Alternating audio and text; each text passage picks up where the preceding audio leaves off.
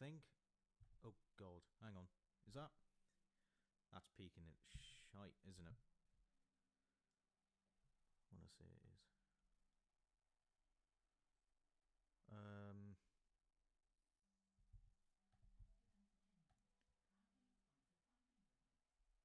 Why are you?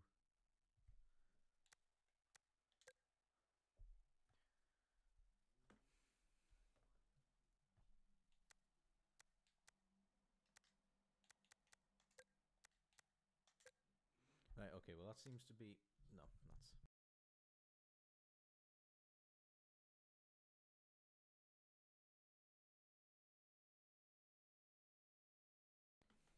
right.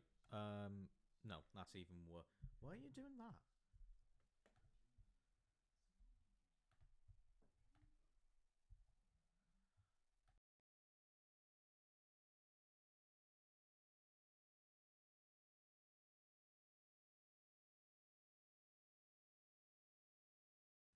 Yeah.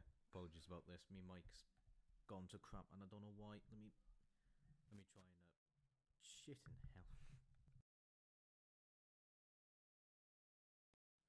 Apologies. Was it my headset that's being funny? No, I think this is. I think this has actually been really bad. I don't know why. Ah, there we go. Oh no, we were actually fine the entire time. Let me turn that down a little bit. There we go. Um, I think I think that's all okay at the minute. Um, I'm just gonna do a quick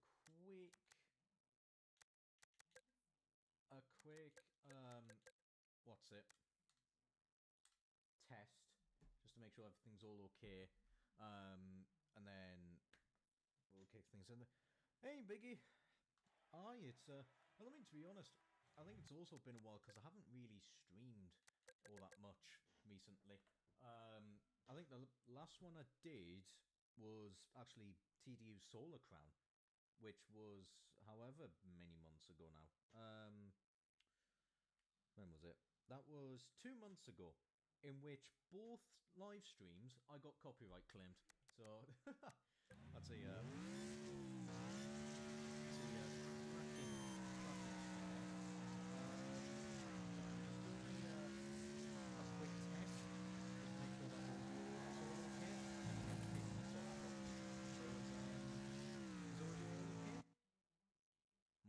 my voice volume's a little bit low. Is it? I suppose my. I mean, to be honest, the little graph thing is telling me that I'm in the yellow. Um, try. I don't want to be a little bit. I don't want to be too loud. Try turning up the volume on your end, because obviously I'm not going to accuse you of lying. It's my fault if the audio's a bit low. Because I'm just looking at the graph and it's telling me that I'm sort of in the yellow in certain instances. But if it is genuinely low, then of course I will fix it to my best efforts.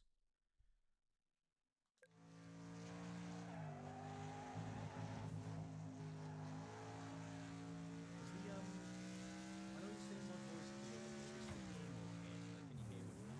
I know it's not the most important thing because it's just a so, but if the game audio is okay, then I'm not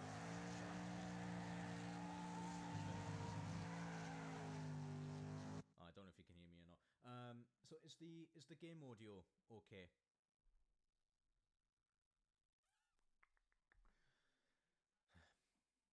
I think I think it's probably because as well my headset is sort of a loud, sort of a quite high volume at the minute. Game's louder than me. Okay, fair enough. Um, why is that?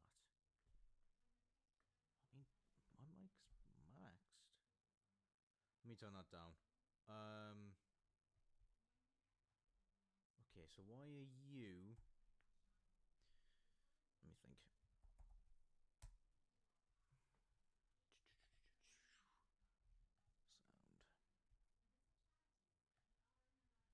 I mean, I know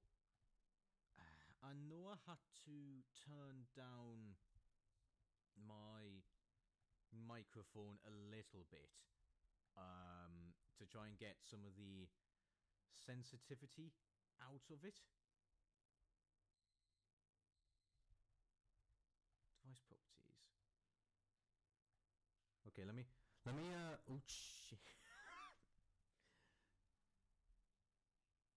Right, let me tweak this around a little bit. So is that a little bit better now? Hang on. Oh, I don't really know. I'm not 100% what's really going on. I've turned my device prop. No, that is just peaking my mic to shit. Why is it doing that?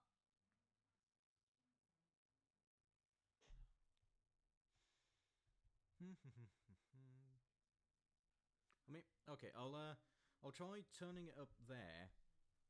I'm gonna sit a little bit further away so I don't just deafen everyone. Is that a little bit better? Greetings, Gaming with Oslon. How are you doing this evening? Just trying to get audio all sorted out because for some reason my mic's a lot quieter on stream than it is usually. I don't know why I can't really chat. So I think, so I'm taking it biggie that the game audio is fine. So it's really just trying to fix my voice. Oh yeah, ignore the upgrade. That'll be happening in a minute. So, oh yeah, I need to actually. Let me change that actually. Because when we did that, that was I mean, it's gonna cover the screen in black. It's got a black background, but that's fine. So how should we kick it off? How should we? I mean, I think probably first things first is adding the lap times from the previous cars. The game was drowning me out. Right, okay. Let me then turn the game down a little bit more. We'll try there. I'm so professional, honestly. Whilst I try and get that underway, I will get the times from my series. I'll get them on stream so we can now do the proper compare and contrast. Whilst we're doing that, I will. Oh, hang on. My TV still My TV still had audio going on. Right, is that a little bit better? I'm revving the car at max. I'm leaving it here so I can get everything ultimately set up. Fucking hell, the video in which my first ever proper series came back is already on 500 views. Bloody hell.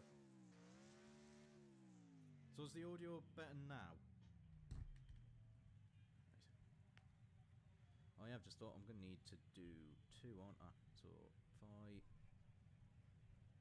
that might work? Right, okay. So right, we'll do it that way. Let me... Oh, fuck. Right, I'm going to have to... I'll do it this way, it'll be a little bit easier. So that was... So hopefully... So whilst I'm doing this, I just obviously want to appreciate everyone that has subscribed to the channel. I really... The fact I managed to get to 600, I'm staggered, honestly. I'm really, really staggered, and I can't appreciate everyone enough showing the support. That's a little bit wonky, but bollocks to it, it will do. I will, of course, kick off the live stream. I'll be using the whatchamacallit, the speed birds around here first. Right, so there. this all the way over there, and that was a 50. Oops. Yep. Well, I don't know why it's wonky over there, but so I can sort of see. Why is it? For some reason, it's this. Why are you being so wonky? I don't get it, but it will have to do. It will have to do. Oh crap. There we go. For some reason, the Star Beasts don't want to align properly, so we're gonna have this sort of stepping stone effect. Unintentional, but it's the best that I can do. Right. Okay. So if we go with this, then I will. Well, you know what? No, I was gonna swap mic, but headset. Sorry, but well, balls to it. Yeah. So of course, you know, like I said, thank you to everyone who has subscribed. Actually, that works out nicely. You know, it's been a hell of a lot of fun doing this. I've really enjoyed doing the whole YouTube stuff. It's just given me something to do. It really has given me something to do. Ignore background audio noise. My dad's watching a movie in the next room. So yeah, it's just, you know, I'm grateful for the fact I've been able to do this type of stuff, and that people have been interested in it. So, you know, there is that, and I'm really grateful for it. Why can I not? Oh yeah, because I'm streaming it now. Numbnuts. I could probably confirm the thing myself, making sure that everything is all okay.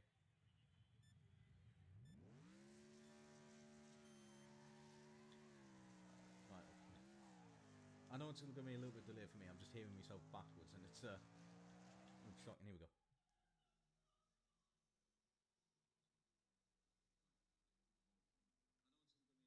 Oh yeah, no, exactly. I 100% know what you mean now, Biggie.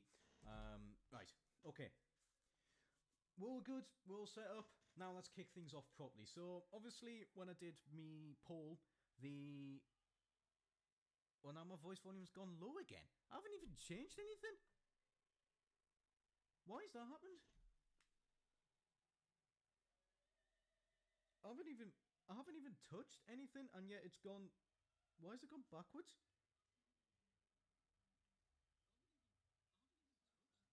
Oh, for God's sake. Bloody Streamlamps, man. Right, I'll give it a listen.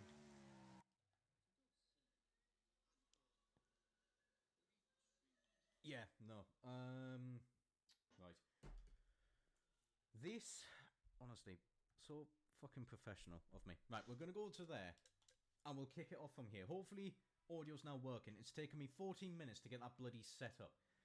Right. Okay, anyways, on to the important stuff now. So, my feeling since you're in this state, I wouldn't really think so. I wouldn't have thought that would cause an issue. The only thing that would cause an issue, I think that would really just be bitrate.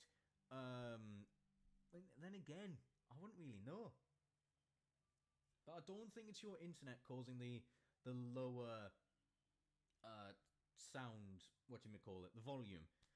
Because I just booted the stream up myself, and yeah, I see what you mean. It is quieter, but oh well. I've turned it up a little bit. We're all here now. Hopefully, my voice is a little bit better. But we'll kick it off. As I said, the most requested car was the Speedbird. So we're gonna kick it off with it, and I can barely hear the game.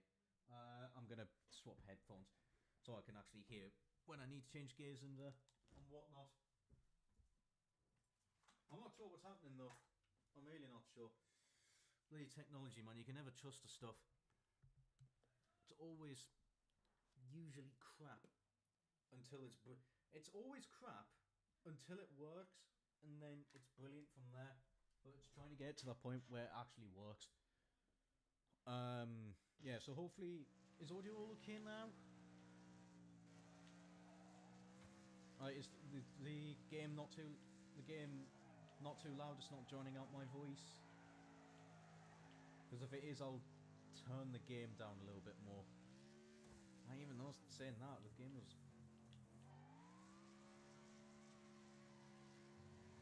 I think it really is. It's just, I've got to try and turn my voice up a little bit more, but... I don't know, because it was all working fine when I did the TDU2 stream, and I didn't really mess around with settings all that much. Like, when I kicked the stream off, it was all the exact same settings that I pretty much use standard, so I really don't know why that is. It doesn't matter. No, actually, it does matter, but we'll have to try and kick it off. So, we'll, like I was saying before, the most requested car was the Speedbird, Speedbirds. So, I think this is probably totally appropriate that we start off with the Speedbirds. Now, I think sort of in the vanilla games before like the DLC came out and the tournament vehicles, this was pretty much always up there. The Speedbird, whether it be in I think. I mean, to be honest, a lot of guides say that this was the fastest car in the game in A class, but you know what guides are like from like IGN and stuff like that. It's usually terrible advice. So, we've got to take absolutely everything with a pinch of salt. The one thing I am noticing though about the Speedbird down in B class, it absolutely you need to short shift this thing. The power at the top end is lacking. I mean, I suppose it is a very light vehicle. It is a very light vehicle, so there is that. In case people aren't aware, Wreckfest's performance system works purely on power to weight ratio, which I think is sort of it's an interesting way of doing it, having power to weight. But then again, it's not as if really you've got a lot of stats you can improve. You pretty much just upgrade your engine or you upgrade the armor, and that's pretty much it. Okay, let's try and get turn 1 a little bit better. We're dropping a lot of speed through there. That was coming a bit more speed there through turn 2. Your voice is louder in the game, but still low volume. It's almost like you're going back and forth between moving. I mean, to be honest, I am a little bit. I'm gonna try and sit here. I need to try and get comfy. Voice is louder in the game, but still at a low volume. I'm not 100% sure really what's going on then, because I've turned the mic up a hell of a lot more than what I do usually. Oh god, that's not a great start. Right, I'll look into it a little bit more after the Speedbird's run. 53.4, I can go faster than that. Absolutely can go faster than that. I might have actually wanted to shift into 5th there. It was still lacking at the top. We managed to get through it fine. Right, come on. Nicely through there. That's the good thing about the Speedbird though, is that it is extremely nice to drive. It's, it's one of the lightweights, so top straight line speed is not going to be its strong point. The cornering is where it's going to be a little bit faster. But yeah, its cornering speed is really bloody good. It's a very consistent car, like a lot of vehicles in Wreckfest. It's very good to drive. Which is, well, what you want really, but the problem is that I'm not really expecting a lot of performance out of it. Especially not if I'm doing that. Right, okay, come on. It's got to be an absolutely electric final lap. Come on. Come on.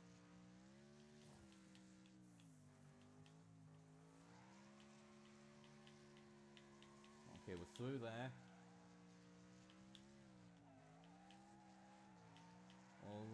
Oh, that was pretty bad. That was... Nah.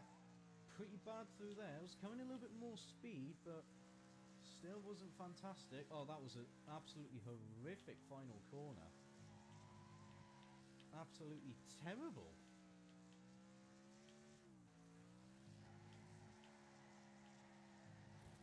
Oh, bloody hell me. That was shocking. Absolutely shocking. Right, I'm going to try and fix this pissing thing. Let's have a look. I don't know why. Right. Device properties. Okay, I'm going to turn it up to there. How is it now?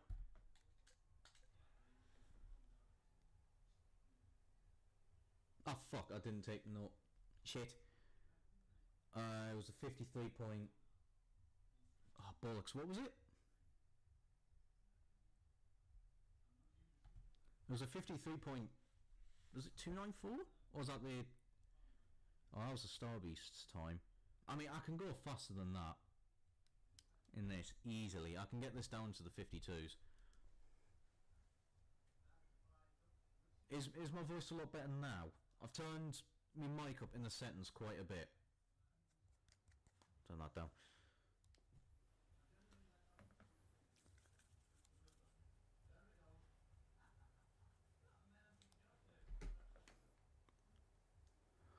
Louder but somewhat enough. Oh, for fuck's sake.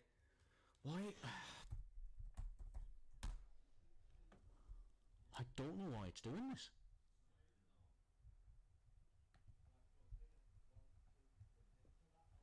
I really don't know. Yeah, because if I put it down to 50...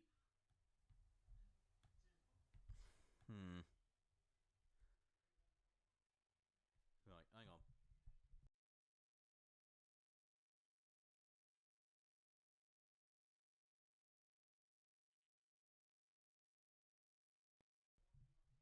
Okay. Right, I've unplugged it and plugged it back in. What's that like now? Actually, let me turn it back up to where it was before. Right, how is it now? I've unplugged it and I've plugged it back in. And I've completely forgotten what the time was for the Star Beast. Remind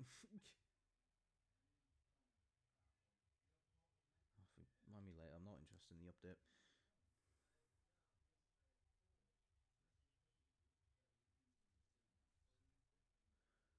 Alright, I've got it.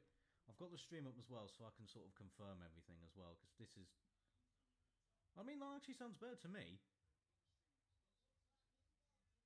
That sounds... That sounds... That sounds pretty good. What was that? Oh, it was actually right, 53.294. It's intermittent now, very loud, very low. I think that's just because of me. When I'm moving around, I'm sort of moving away from the mic so I can then check on stuff, and then I'm moving back to the mic so that I can then update everything. So then I can then properly speak into it. Oh, no, sorry. The Star Beast is now 5th. The Speed Bird is now 4th. With, I said, 53.294. That is... Why are you not aligning properly? Oh, I fucking give up with this. I give up with this bloody thing. You know what? We're going to have to leave it like that, because I can't be bothered to fanny arse around with it and trying to get everything aligned. I don't know why it does it, but I'm just going to have to put up with it. Yeah, cause I think the intermittent thing is just me moving. Like, if I move over here, that's going to be really quiet. And obviously, if I'm moving here, it's going to be a lot louder. So I'll try and sit here, because I think this is probably like the best I'm going to get, where I can focus on the game and still speak with a pretty good volume. So Alright, so I'll stick to here, because this because this sort of seems like it's going to be the best bet. So we'll go from here. I'll try and sit still the best I can. Right, so a 53.294 is not going to be hard to beat for the Speedbird GT. And obviously, like I said, this was really the car that sort of kicked off. I say kicked off. This was like my first popular video, was talking about the return of the Speedbird GT, the extreme damage, and things like that. So I kind of have to owe a good amount of this to this car. This was my first. I think this was actually my first video that broke 1,000 views. Yeah, sit still. This was the first car that. Yeah, was this car? This is the first video that broke over 1,000 views. And then now my most popular video, the whatchamacallit, the one with the hot bomb, has over like 20,000 now. And I think that's absolutely insane, because I'm getting adverts on my own video that of course I don't get paid for. But I think I'm getting adverts on that video. I was thinking, bloody hell.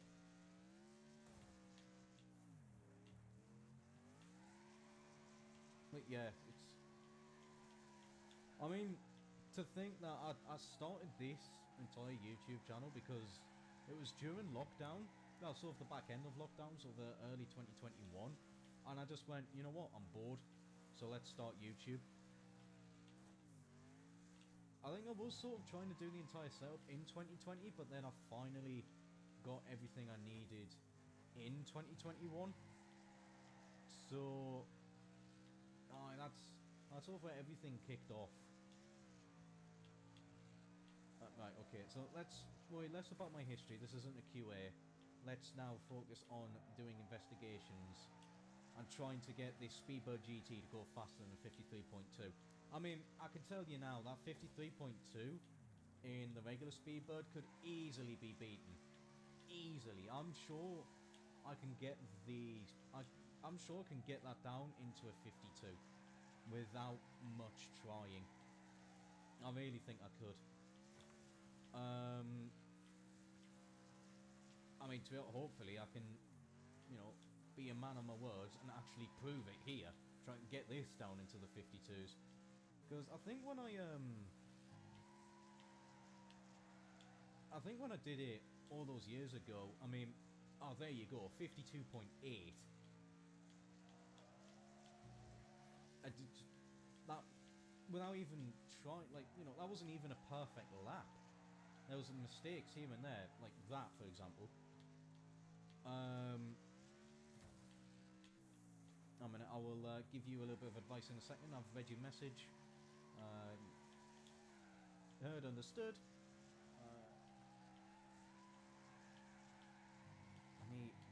Let me just wrestle this car. We'll talk about the Speedbirds. So yeah, I mean, this feels a little bit. I want to say it feels a little bit flightier than the regular Speedbird. It feels like it's a little bit more skippy at the front, compared to the regular car, but not by a huge amount. Like I reckon, like I said, I could easily get the regular Speedbird down to the 52s, as I've said on numerous occasions. But they are extremely good cars. They are lightweight, so they're not gonna be a fantastic brawling vehicle whilst carrying a lot of speed, but they are gonna be good for getting you fast lap times. Because I think pretty much since the inception, this car's always been pretty damn good. You know, I think it's pretty much been one of the top cars, especially in A-Class before the DLC stuff was... I say all the DLC stuff, that's not inherently true, but a fair few of the DLC vehicles, majoritively the Raiden RS, that's pretty much the notorious one, but... And then when the... whatchamacallit, the tournament vehicles, I managed to forget. Yeah, when the tournament vehicles came out, which were pretty much designed to be a little bit overpowered. Yeah, sort of. I mean, the meta of this game is pretty much 3 vehicles. You've got the Hammerhead RS, the Super Venom, and the Raiden RS. They're pretty much the golden 3, if you will. But there's a fair amount of cars in this game that are still really good as base vehicles. I mean, 52.8 to end it off. So here we go. 52.8 puts it nicely in 4th place. I think really what I should do is, well, I can't, I'm going to stick to the rules. I can't improve that time of the regular Speedbird. I'm going to have to put up with it and just admit that I was pretty pants lap time. So 52.807 puts it nicely in the wrong place. It's not 4th place, you idiot. It's 3rd place. Oh god. I can honestly, I know timing. Trust me. 52.807. Right. That's 4th. That's 5th. I should highlight that in red, but I don't think I can. Right. So, seeing so many other online players drift through turns like I'm doing, but can't seem to do it without losing too much power. Right. Here is the thing, what I would say for the drifting. Number 1, I would actually have... What assists are you using? Because here... where is it? Gameplay. I can't... Oh. Oh, no, sorry, it's in the difficulty bit. I've just realised. Well done, mate. What assists are you using? Where's the... There we go. Because what I have noticed is that a good amount of people, I think they use half... I think it's like half traction control. The reason being... Oh, actually, I've just realised I haven't done a stat comparison. Let me do that now. It's the exact same. Yep, there you go. They're the exact same stats. So yeah, what I would probably say is have a look at your assists. Where were we? It was... I've managed to forget. Which way was it? Usually use half on, half off. Right, okay, yeah, that sounds about right. That seems fine. I've managed to lose. There we go. Furwood Rally. I think I put it onto 7 laps, didn't I? Yeah, because the first lap was a setup. So that's what I use. Oh, sorry. So I use traction off, but I use stability at half. And obviously ABS at half. The reason being is because with stability at half, it still allows you to go sideways. But obviously when you're about to spin out, it starts kicking in. So it doesn't, so that you don't really go into a full spin unless you're being an idiot. So if you're doing that, then another thing I would say is go full power rather than letting off or like going on half power. Because for that, that's sort of what I've noticed is that when you're trying to do like the half power drifts and things like that, that is when you're actually getting more oversteer rather than just absolutely booting it. It sounds a little bit counterintuitive, but that's generally how it works in this. If you're wanting to sort of keep your drift going, that's when you sort of use half power rather than full power. Let's see if I can sort of demonstrate it here. So I'm sort of on half there, and it sort of is working. Hang on, let me sort of set this track up using clutch. the clutch isn't really going to help out with the drifting. The only reason why I use clutch is because a little bit of advice here. If you're using the clutch and you use preset 5, for some reason the timing for when you can actually shift up completely disappears when you're using manual with clutch. Like, I used to think that the main advantage of it was really when your gearbox was damaged, because then you can use the clutch and you can sort of offset the slower shifting times with manual with clutch. But if you use preset 5, the timing is just completely gone when you're in between gears. So that's a little bit of advice as well. I know Wreckfest 2 is right around the corner. I don't know if that will be the same in that game. I'll be curious to know. But do have that little bit of knowledge so that you can potentially take it to Wreckfest 2 if it's going to work the exact same way. Right, okay. This track. Let's see if we can get something good going on here.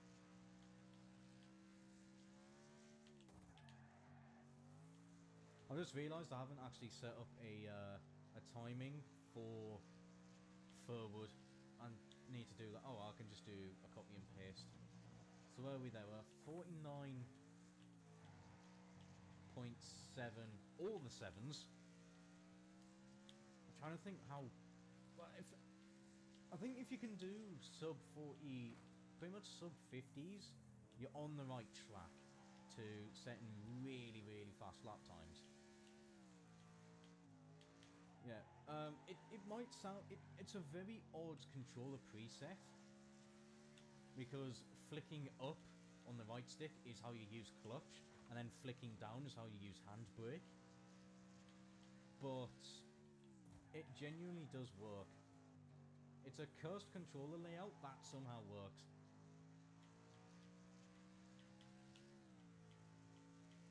God, I can feel the... I mean, I know it's C-Class, so, you know, the power is going to be lower. I can really feel it. With the Speedbird, it's struggling big time getting out of these corners. It feels really sluggish. A lot more sluggish than it should be.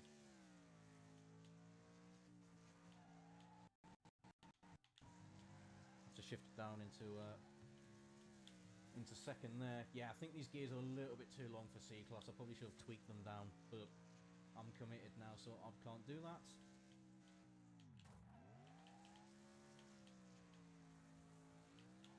Put it down to second, get it out of the corner. That's a lot better of a final corner, of a penultimate corner. So I still don't know how to take this final corner correctly.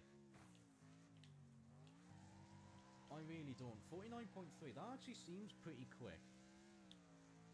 That actually does feel pretty fast. Okay, come on, Speedbird. We got this.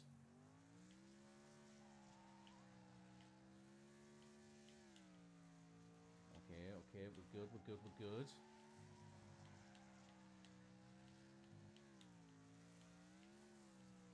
Right, okay, so now that hopefully all the setup stuff crap is out the way, let's talk.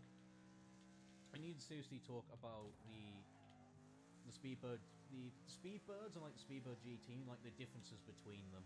Like the only one that I sort of noticed was in B-Class is that the regular Speedbird seems a little bit, I want to say, lazy at the front end compared to the GT. It feels like it's a little bit, even though the stats are the exact same, it just feels like the regular Speedbird is just a little bit more uncooperative at the front end.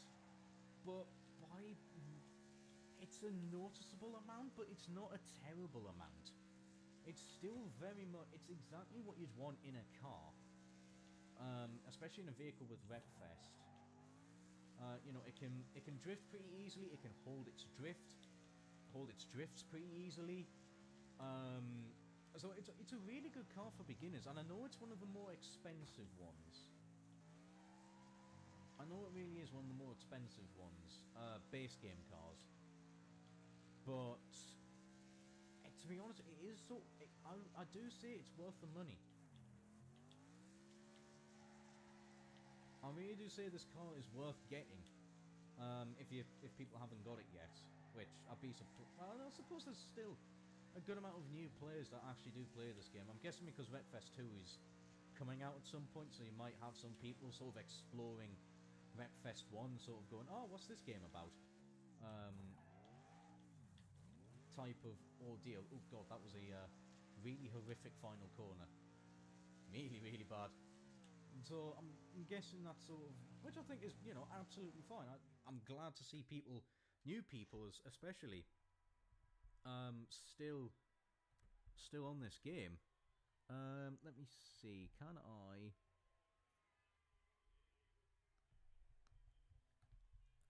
Let me see. Can I duplicate? I should be able to. Yes, duplicate. Right. Okay. So now I can do that. I can then do this. Aha, look at this. So this is, well, we forward.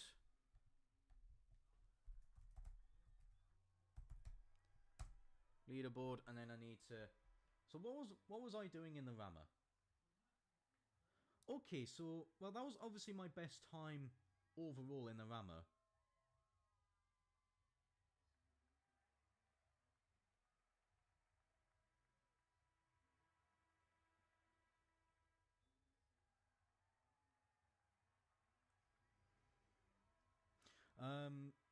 Right, okay, sorry, I've got to get me me leaderboard back on. Okay, so yeah, that's, well, actually, to me, I was saying that's a lot. That was in the buggy that I did a 49.0, and yet here we are in the Speedbird doing a 50, doing a 49.1. So, oh, that's actually faster. Hold on. Right, let me get the times here. So, delete all of these. And then have a look at this magic. Because this is seriously impressive. So, Starbeast SS, move that out the way, was a 49.379. Immediately, that goes into second place. Because the regular Speedbird has just done a bloody 49.168. 49.168. That is incredibly impressive. That's amazing. So then the regular rammer did a 49.428. This is going to annoy so many people's OCD, and I apologise for it. I can't do anything. I've no idea why it's doing this, but it's just one of them things, really. I've just got to put up with it, and then just annoy people unintentionally whilst I can't fix it. One more. There we go. That'll do. Right, Starbeast, the regular one, 49.599. Want him. Oh, fuck it. Right, so there you go. I didn't put the fact that the Speedbird was in first place, so. Boosh. Oh, bollocks. That'll do. Yeah, I mean, look at that. Look at that time difference. You know, sort of the regular Starbeast compared to the SS was, what's that? Basically 2/10 difference. And then this Speedbird's coming along here, and then it's going 2/10 faster on top of that. I don't really. I'm sorry, but that's seriously impressive. I can't believe how quick that's actually done it.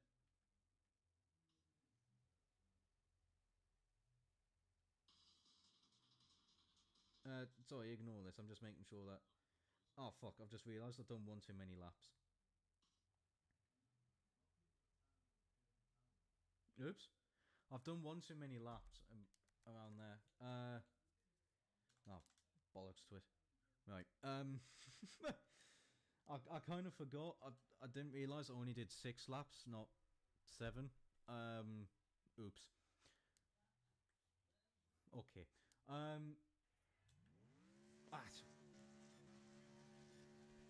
mean, sure, I'm giving the cars one more lap of an opportunity, but I could be here all day trying to eke every single bit of performance out the car. So,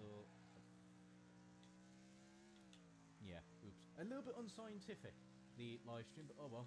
It is what it is. I have no idea if I'm going to be able to get through every single car that's in the game. I've not paid attention to... I was too busy looking at chat. Right, let me... Right, get rid of them. There we go, and get rid of... Oh yeah, I'm ghosted. That doesn't work like that. Right, there we go. They're cleared. Now let's try and get this underway. Yeah, we've got a small bit of damage on the Speedbird GT, but nothing that is... okay, it is a little bit recognisable, but it's not big. It's not big damage. Can't do preset 5. Yeah, I mean, to be honest, like, you could probably... You was able to use preset 6. I have no idea what preset 6 even is. I'll have to have a look, but...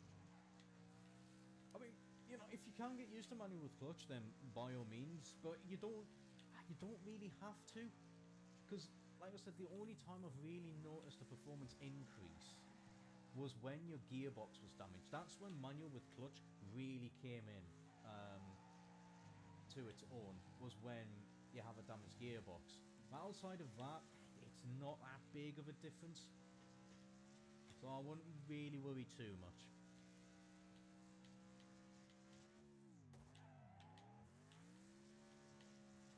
Okay, now, Speedbird GT. You're a little bit flightier, but the exact same stats, so we'll see what we can do. So a 49.8 is, well, miles away. Oh god, that's not how we're going to go fast. I don't know, it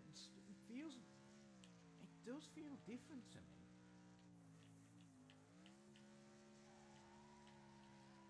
Oh, that was actually a lot better through that sector. That was really good. That was absolutely wonderfully done. Come on, into third. Nice, nice. I mean, you know, we did bugger up turn 1, so it's not going to be an absolutely blistering lap. I mean, the final corner was still a little bit wonky, but we're fine. We can probably still get a pretty solid lap time. Oh, I mean, look at that. Considering we had a botched turn 1 of 49.2, it's in second place, and yet there's still time to be gained. There's still time here, which is... that just shows how good this car really is. That was a terrible corner. Bloody hell. Don't take notes on that corner. Take the notes from the previous lap. So I got that one absolutely spot on last lap. This lap, nowhere near.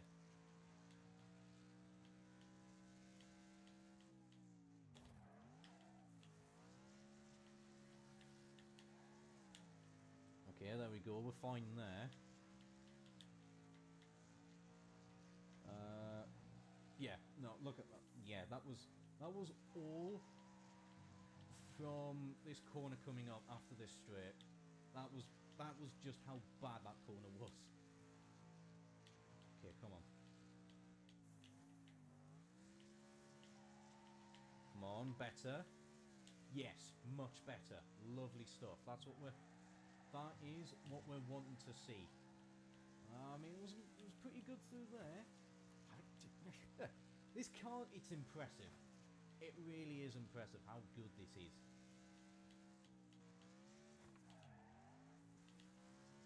That corner was absolutely horrific. God damn it, mate. Stop bottling it. Really stop bottling it.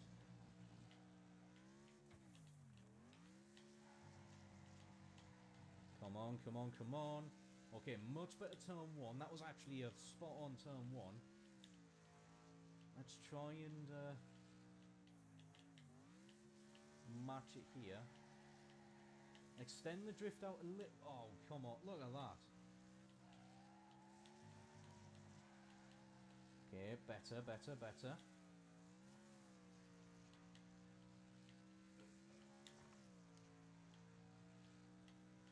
Car's doing fine. I'm going to be a little bit early on the brakes. Try and tuck it to the inside, which we did there.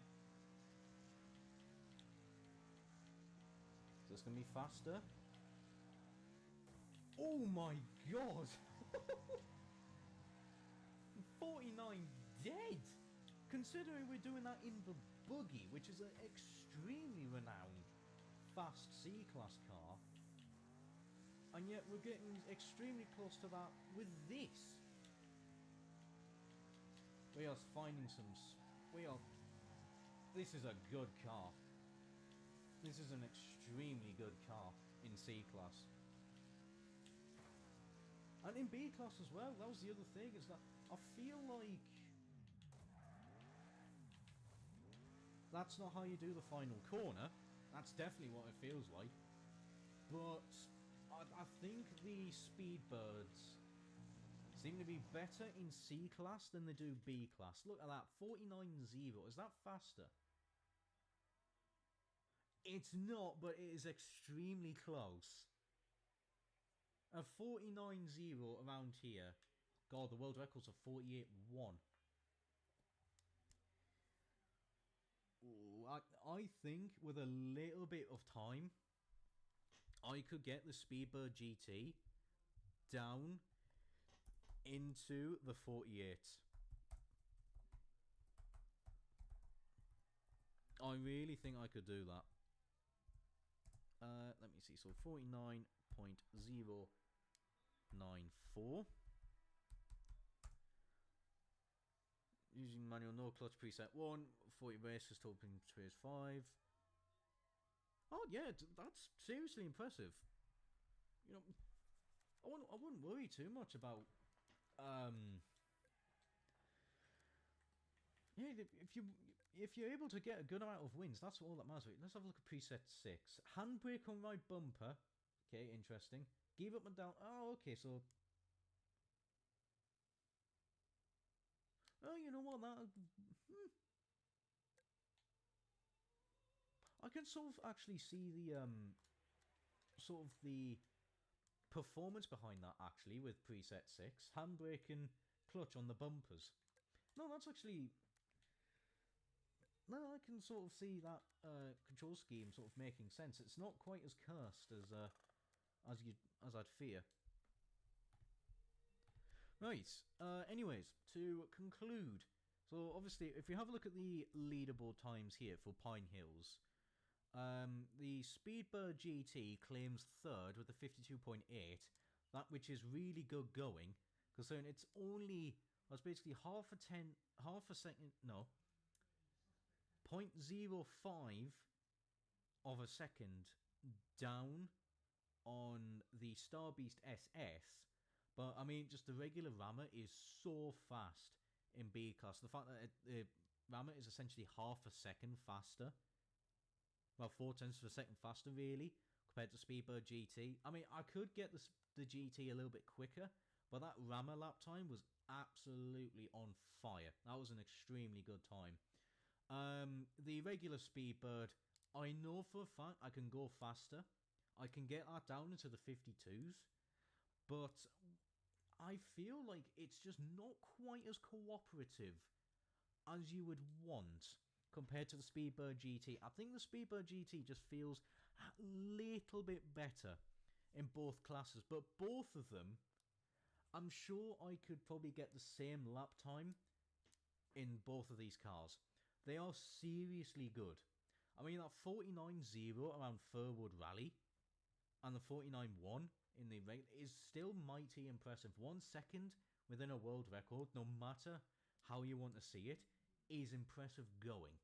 Unless, of course, the world record is extremely slow. But no, that is seriously... It's good stuff.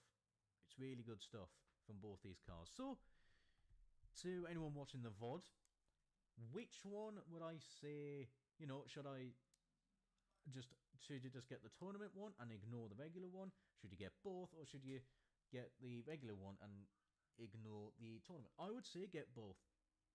Get both of them. Put one in B class, one in C class, like I've done here, because they're incredible in both. They really are incredible in both. What I would probably do in C class, which I didn't do, is I would probably shorten the gear ratio by 1. I'd probably run a 4-2-5-1 tuning setup in C class. But other than that, C, you can't go wrong with them. You really can't. It's a great car. What should we kick off next, Biggie? Where should we go next? What were the votes? Speedber, I can see why you would mean that, considering the regular rammer. I don't know if I favorited it or not. It doesn't look like it. Okay, I've got to go find it somewhere. I think it's in B class. Considering the rammer is literally this, it's a bloody fridge with wheels. You would logic would dictate that should be slower, but it's just whatever the hell they've done to it. It's incredibly consistent, and the cornering speed is bloody good for what it is. I know the RS is a little bit faster around the corners, but its straight line speed suffers a bit compared to the regular rammer, where the straight line speed was actually really damn good. But yeah, it was. I can see where you're coming from though. But yeah, honestly, rammer is sort of a unsung hero, if you will. A fair few people know about the speed. A lot don't, but it's incredible. It really is. It's probably the best value car. Like, best value vanilla car in the entire game, if you ask me. It's that good. Oops. Right, well, I've had a look at the YouTube poll that I did a little while ago. And the second place car was the Rocket. So that's what we are going to use. Oh, I put all the engine upgrades on. Right, okay. Oh, crap.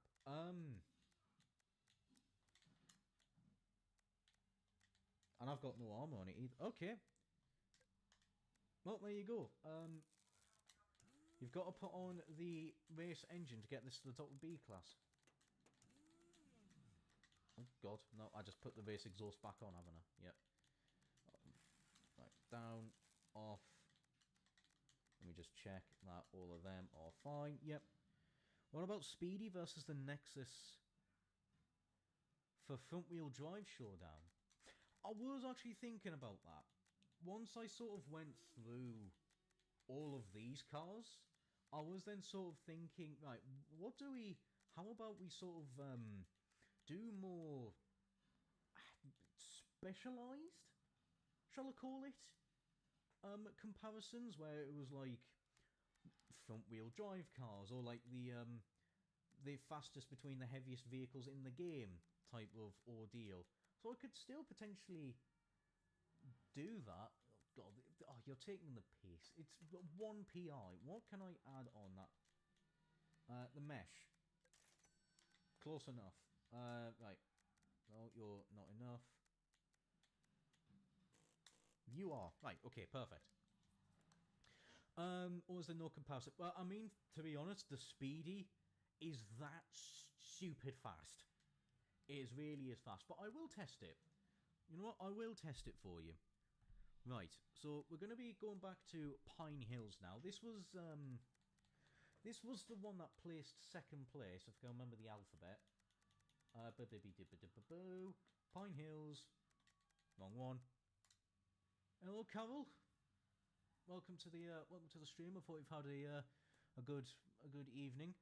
Whilst me and Biggie have been trying to sort out the bloody audio issues. I've no idea what's happened. I really don't understand, but it's not work. This is like the best I've managed to get it. As long as I sit my ass still, this is honestly the best I've managed to come up with. I don't know why it's happened like this, but I'm not gonna try and I could sit here with technology and argue with it all the time, but I know for a fact I'm going to lose. Right. So the rocket, the beginning car. This I actually like a lot. It took me a while to sort of grow with the rocket, but this is a seriously good car. It's not the best. I might have to remove the shark because I can't see bollocks. That was kind of a mistake on my behalf. Oh, you only have a 4-speed. Oh, okay. I might actually need to lengthen the gears a little bit. What's the? Oh, the series version is actually done. I might need to. Right. Okay. We're gonna swap halfway through, and we're gonna remove the bloody shark because I can't see. Right, just make sure that everything's all good. Yep, you should now be not Series X. Oh well. I'll be able to check because I should have the what's it? The what do you call it? Bandit Ripper. The Bandit Ripper R2. I should have that in the garage, which I know is under me favourites. The fact that the shark just pops into view, just... That was actually quite good. Lollipop, lollipop. Right, get rid of the pig and shark. As much as I like the shark, what I prefer is actually being able to see, so I'll remove that. I'm not having the Uncle Sam hat. Right. I don't even know why I put on that DLC. It's not even that good of a DLC. I don't think we've... Oh, no, there we go. Yep, we're all Series X'd up now. Right. Okay, back to the rocket. Make sure I can get the B-class leaderboards. What was I saying? Yeah. The beginning car, it's actually a good one. It is a good beginning car, which is nice to see. It's not like the game's absolutely throwing you... something that's completely hopeless. You can get by with this car. It's not the best, it never has been, but it's never been a bad choice either. It's sort of one of these ones that sort of is slept on, kind of, but I don't know. It's never a wrong choice. It's never a wrong choice. You can bring it wherever, and you'll get decent performance out of it. I mean, bloody hell, it's incredible. It's another one of the lightweight American cars. It's very consistent to drive. It's actually as well. It's pretty sprightly. I have to give it that. It's a hell of a lot of fun to throw around. I've got to really have to give it that. It's really good. The only downside really is, of course, what are we doing? About 105 miles an hour, which is about average. Probably a little bit on the lower end in terms of top speed down the start-finish straight here at Pine Hills. But it's not bad. 105 miles an hour is not bad. Oh God. That's me getting that corner. All forms of wrong. Ignore that. That's not how you want to take that section. There you go. Now you can watch the car get a little bit dirty. I will say one thing actually. Oh crap. The Series X upgrade is not worth it. But like the upgrade version of Wreckfest isn't really worth it. I mean, sure you get access to 24-player lobbies, but that's really it. The Bandit Ripper R2, yeah, sure, it's a cool addition, and it's nice to see another Bandit Ripper, but yeah, you know, you're paying 20 quid so you can get your car a little bit dirty, and then you get the Bandit Ripper R2. It's not really worth it, if you ask me. God, I think I'm actually in the wrong gears quite a bit, because it is sort of just sitting at the top of the rev range constantly when you're I mean, I know I'm sort of going full throttle when they're drifting, but Christ alive, mate, the apex is there. That's where you're meant to aim, not wherever the hell I'm going. I'm going to Wreckfest 2. with some of these lines, honestly. Right, I'm going to leave it in 4th. 53.7, nope, that's not good enough time. I can 100% go faster. It is good though, it is good to drive. You know, the back end does step out without too much convincing, which is sort of it's sort of a good and a bad thing. It's a good thing because obviously you know that you're going to be able to take Wreckfest as it, you know, you're going to be able to drive this car as you want to in Wreckfest, of kicking the back end out and getting it drifting. But sometimes it can sort of be a little bit too oversteery and, you know, sort of lose grip where you don't want it to, which can cause you problems in some corners, but not a lot of them. So that's sort of the main thing. Are we going faster? Okay, 53, basically 53.7. We've still got laps to go. That's better through there. Can we? I mean, it might work. It might work through there.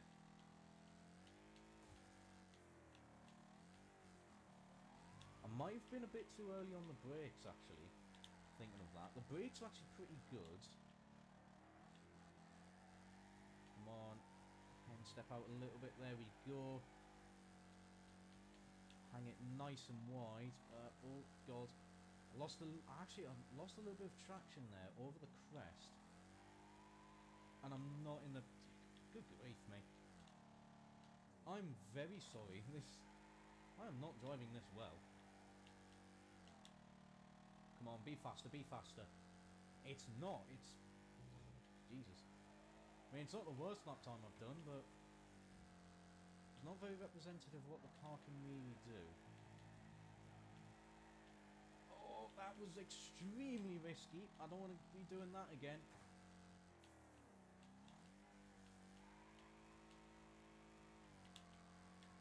Okay, come on, into 3rd. Sounds pretty good, actually. Okay, there we go. Much better through there. Oh, I got a little bit nervous, but I managed to hold it all together. There we go. That's a little bit better through that corner. Yeah, this feels a little bit more representative of what the car can actually do now. Maybe. Come on, come on, come on, come on, come on. 53.4. I mean...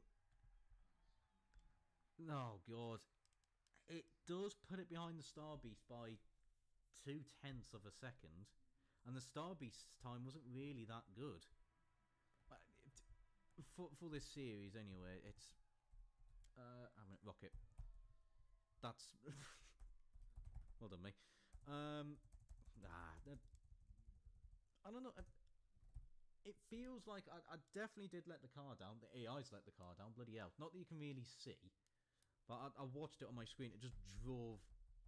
Basically drove straight in a hairpin and just crashed it. Yeah, 53.4. I know for a fact it can do better than that. I know for a fact it can. But... I don't know.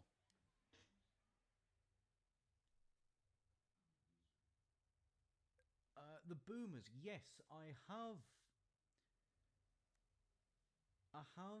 Well, actually, speaking of the boomers, I did do that in my series when I was doing this series 3 years ago. I did do the boomers, and I obviously, I think in that I did conclude that the RS is better by a bit compared to the regular boomer. But I will absolutely do that again. The entire point of the series was to go through all the cars again, you know, sort of 3 years later, and give them a retest. So where is the Rocket RX? Here it is. That still hasn't really updated the thumbnail. Oh well. Right. So yeah, the Rocket, I think, is... The Rocket, I know for a fact, is better than what I've shown. I think around certain tracks, it could absolutely be better. I feel like the Rocket is a little bit more of a handling car, like the RX. The RX, I remember when the car came out, I was not that impressed with it. I thought this was a real waste of money, of the tournament points when it came out. And then I took it around some of the tracks, and then I discovered the speed at which this car genuinely has. It is seriously impressive, but you've got to get it at the right tracks. This is very much a handling car. It's very much, you take it around the tight twisty circuits. The straight line speed circuits, this struggles at big time. I mean, I might be able to show it off here. Really might be able to show it off here, but we will have to wait and see.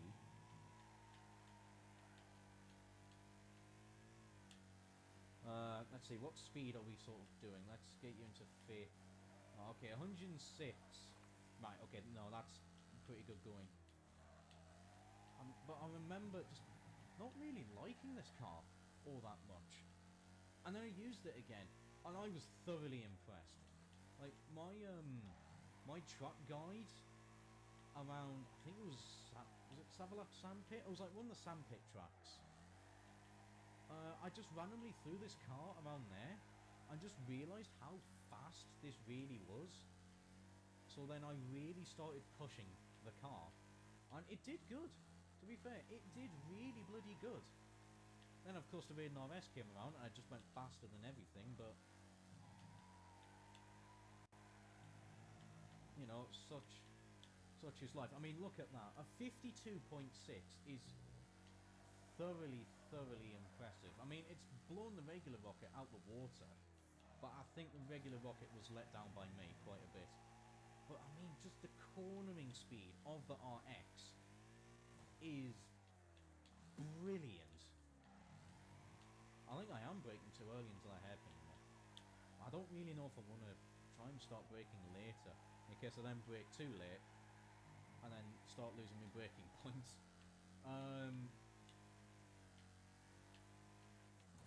Oh, I turned in way too early there. Right, okay, that's, ignore that. That's, gone horrifically wrong. It's fine though, it's only on lap 3, and it wasn't... Well, we've still got some laps to try and get a better time. Oh, get off the curb, mate, get off the curb. I mean, through turn 1, being able to continuously go over like 95 miles an hour is amazing. It's...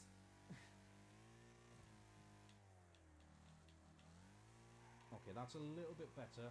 Hang it wide, keep all the speed, as much speed as possible.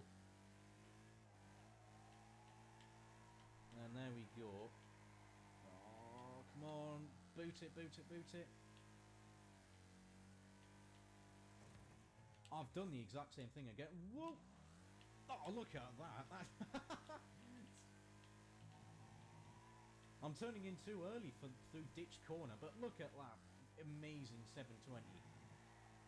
That is just riding an accident out with style, is what it is. Not great for time, amazing for bonus points.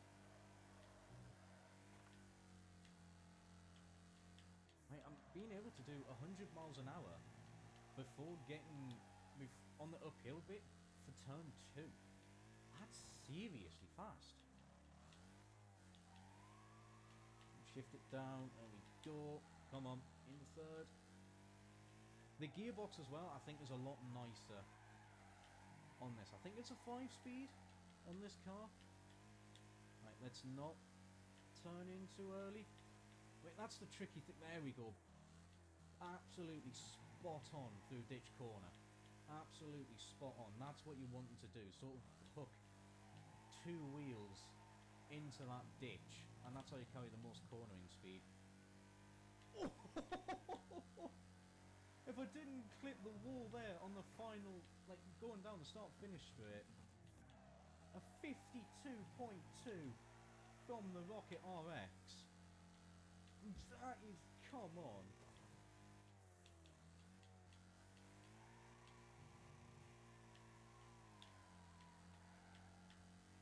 You cannot argue with that. I'm probably even letting the car down. Oh, not as good through ditch corner, unfortunately. It's such a fine line to get that corner right. Because like I said, you want to dip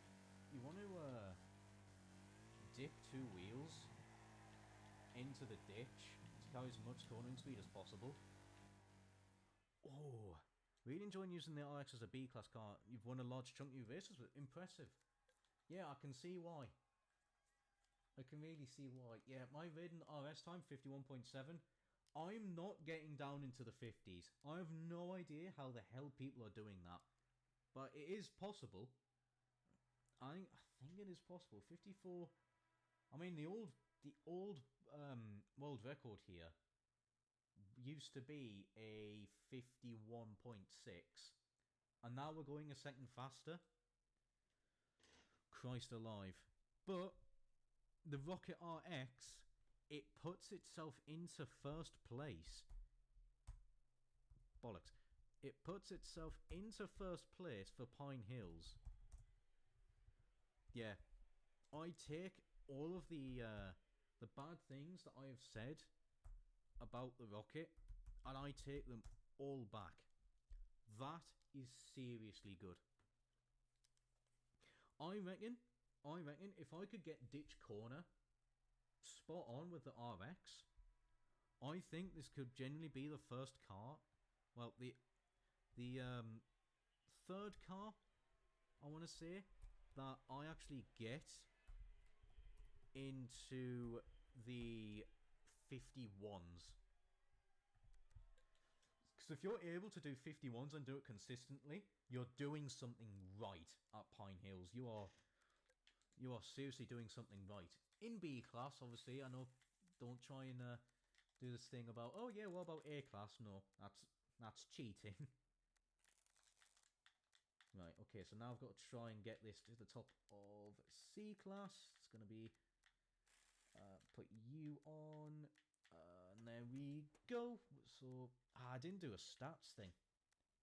I completely forgot to do the stats. I'll do it for the C class. I think that the one thing I did know, actually, we might be able to see it here. Yeah, the regular Rocket is, I suppose I have had to put armor on it. If I remove it, yeah, you can sort of see that removing all the armor, yeah, the regular Rocket is quite a bit lighter than the RX. There we go. Nice. So let's have a look at its stats here. So 208 horsepower, actually for C class, that's pretty good going. 280 foot-pounds of torque. The car weighs only, well, underneath 2,800 pounds. So that's well under 1.5 ton. If we head over to the, oh yeah, it's in C class now. If we head over to, where is it? Here. There you go. You see, this is where the problem lies with the RX. Is that it's 300 kilos light, 300 pounds lighter, heavier. Sorry, it's only got what was it? It was 208, 225. So that is 17 more horsepower, but the torque is a lot lower. Only 205 foot-pounds of torque from the RX, compared to the 280 that we get from the regular Rocket. So, you know, you've got that issue as well. And obviously with the Rocket, I had to add on a bunch of weight to get to the top of B class. So, in that regards, you know, we're going to get the entire thing of... I left it in B class accidentally. Oops. I need to... It doesn't really matter too much. Because I think if I quit, does it immediately put the leaderboards back down C class? Yes, it does. I lost my train of thought. Oh yeah. You know, the fact that this is a little bit heavier. About the hot bomb. I don't actually know. from what I recall, the Hot Bomb was an interesting drive, because I remember the back end being massively leery. And I think... Beepity boopity, indeed. Sorry, one... How's it going? It's... You know what, Active? It's going great for me. Well, I say it's going great for me. The stream has been a little bit of a nightmare to set up. The audio, for some reason, has been absolutely all over the place. Like, I was sort of hearing it back myself, just watching my own live stream, just to make sure audio was all okay as well. Yeah, my headset was giving me a false sense of security in terms of the audio. I thought I was like really loud and the game was fine. No, it turns out I'm really pig and quiet. So I've tried to fight with it. This is the best that I've sort of been able to come up with, because I've no idea what's going on. I'm really not too sure. I'm really not too sure as to why it's happening, but it is. So I do apologise that the audio is nowhere near as good and crisp as it should be. So I can only apologise on that regard. I just realised I've been going for over an hour and I've only done 2 cars. That is yeah, that's not great going, mate. I need to seriously step it up. But yeah, it's all going good for me. How's been your Saturday? Hopefully it's been going pretty good.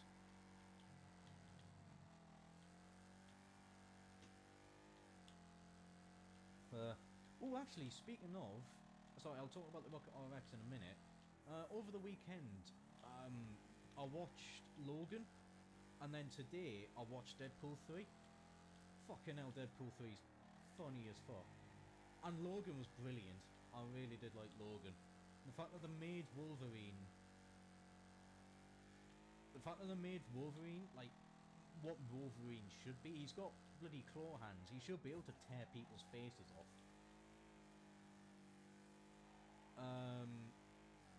You know, that's what he should be able to do.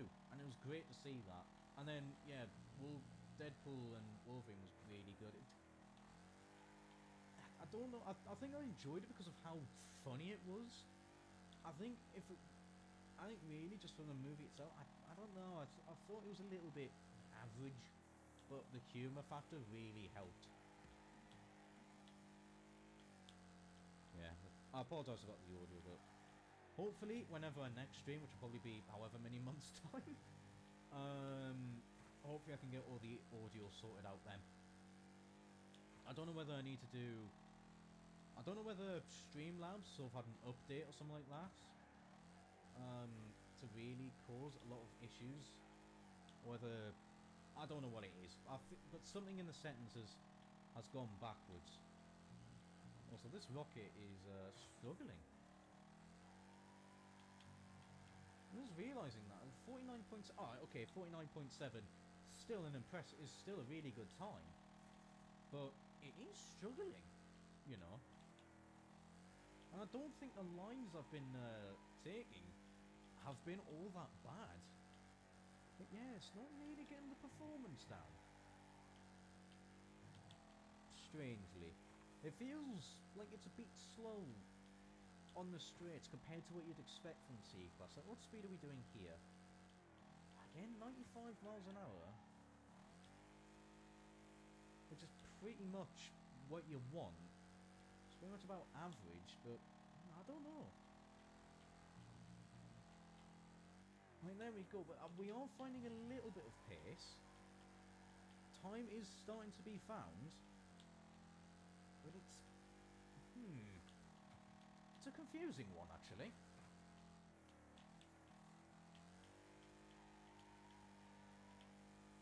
Well, that was actually pretty good through there.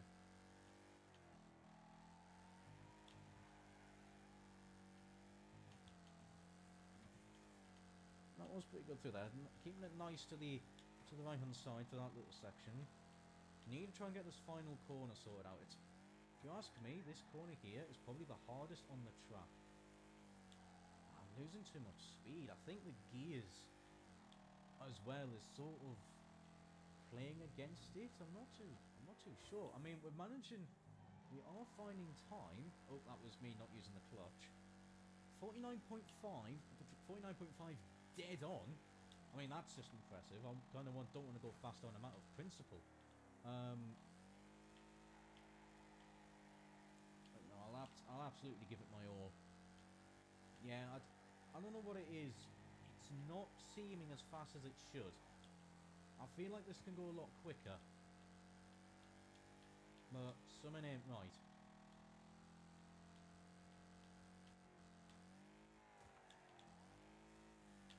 It could be a myriad of problems. Well, that for one, that's... doing the final corner wrongly is always... penultimate corner, sorry. Come on! No. Right, 49. How's that go on the leaderboard, actually? Alright, okay. It puts it in... Well, I've apparently done the leaderboard wrong. First, second, third. Oops. Right, okay, let me get that fixed. Right, you were third. You're fourth. Now you're sixth. You're seventh. And then the regular rocket sits nicely in here. Do the caps lock properly, me. Oh yeah, if your OCD is getting annoyed by how my times is being displayed, I do apologise, and I can't do anything about it. That's the best I can do. There's a lot of technical issues really going on. This is why I hate technology. It's an awful thing when it doesn't work, and then it's brilliant when it does. My voice is starting to give out a little bit. Might need to get a glass of iron brew. Yeah, so the regular rocket, to conclude about that, I don't know what's wrong. I feel it's hard to put my finger on it, but something isn't right with it. And I want to say it's the gearbox, sort of holding it back. But at the same time, it doesn't feel like that's caused, like, so, you know, for some cars it's, yeah, such is life. It feels like for some cars, like, you can immediately pick out what the problem is. This car hasn't got enough power down the straights. This car is too slow around the corners. But with the regular rocket, I don't know. Maybe because it's got the problem of...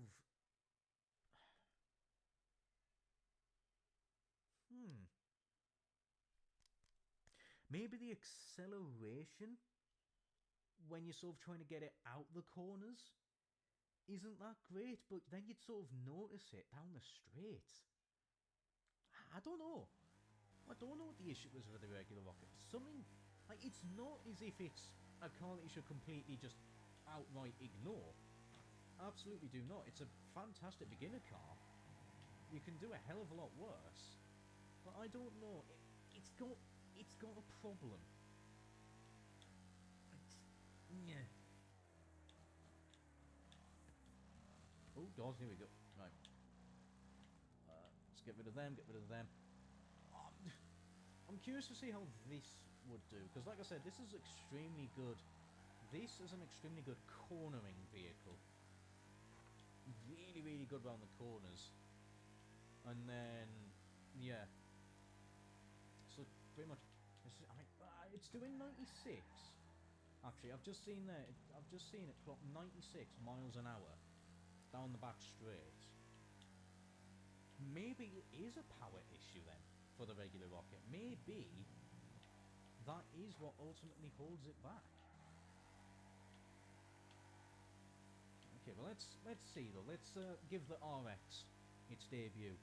602 subs. Thank you, mate. Thank you. Yeah, I'm astonished that I managed to get this far. I'm absolutely loving doing YouTube, and I'm going to keep doing it for the foreseeable future. It gives me something to do. That was sort of like the main thing. Was, you know, I've been gaming for pretty much all my life, and I was wanting to do something. I was wanting to do something with it, and I've always watched YouTube all my life, and I thought, you know what, balls to it, I'll give it a shot. And then somehow I've managed to end up 600 subscribers 3 years later. And holy crap, that is impressive. That is immediately kicking things off with a 49.2, and there's still time to be had in this car.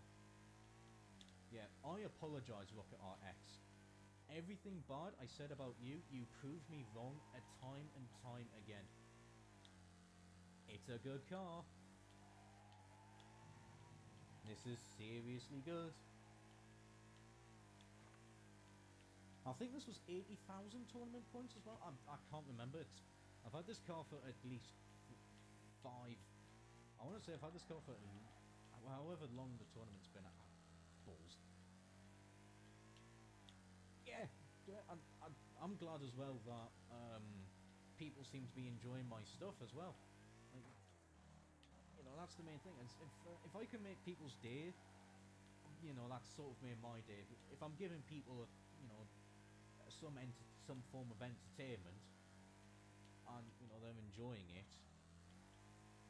then you know that's all I really want to do, and I'm happy that you know I have a little audience that enjoy me stuff, and you know I've got a good couple of mates from it as well.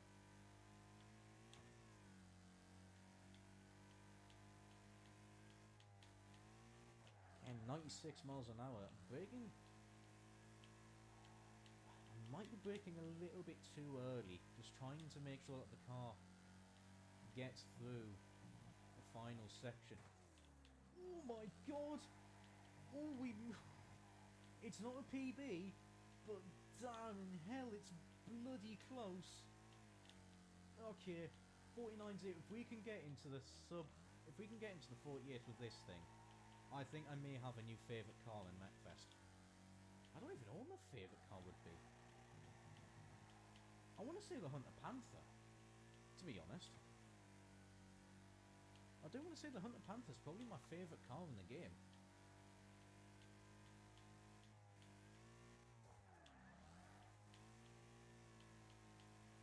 Oh, that final corner was spot on. That penultimate corner, sorry, was spot on. That felt quick.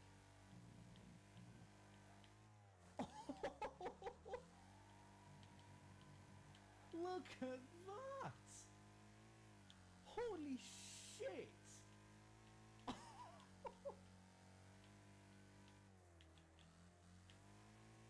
That is insane! Okay, Rocket RX, you're my favourite car in the entire game now.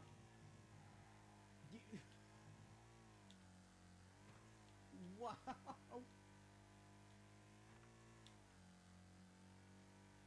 Oh my god!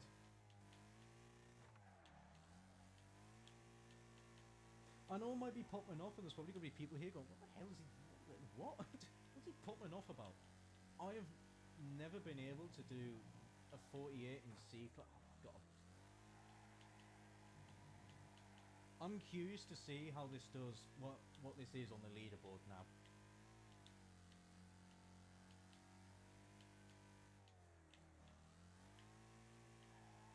I really am curious. Oh, this does the corners so well, and because it does them so well, the amount of you really do feel the amount of speed that you get from this car. It gives you so much, and the best part is it's actually really easy to drive as well, especially in C-Class. In B-Class it can be a little bit tricky if you're a little bit inexperienced. No. No.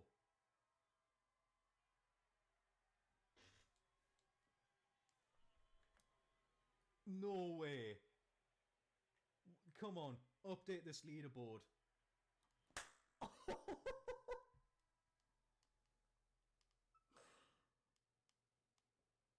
the fuck? We ignore the time at the top, that 26-0, that's just cheated, right? That time doesn't exist. I'm in 9th because of that. If we ignore the 26. How the hell is it this? That's insane. Right, here it is compared to the other cars.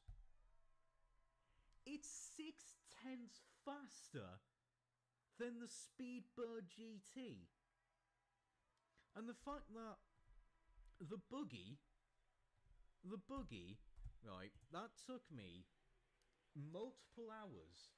I think that took me at least 3 hours to improve that time down to a 49.0. And then I did that in about 10 minutes.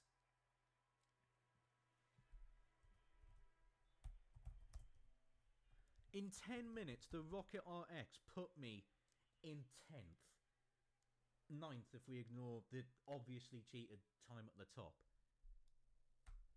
Oh, nope, sorry, 48. Right,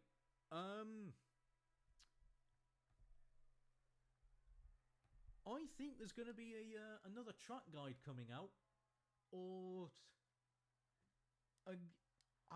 wow.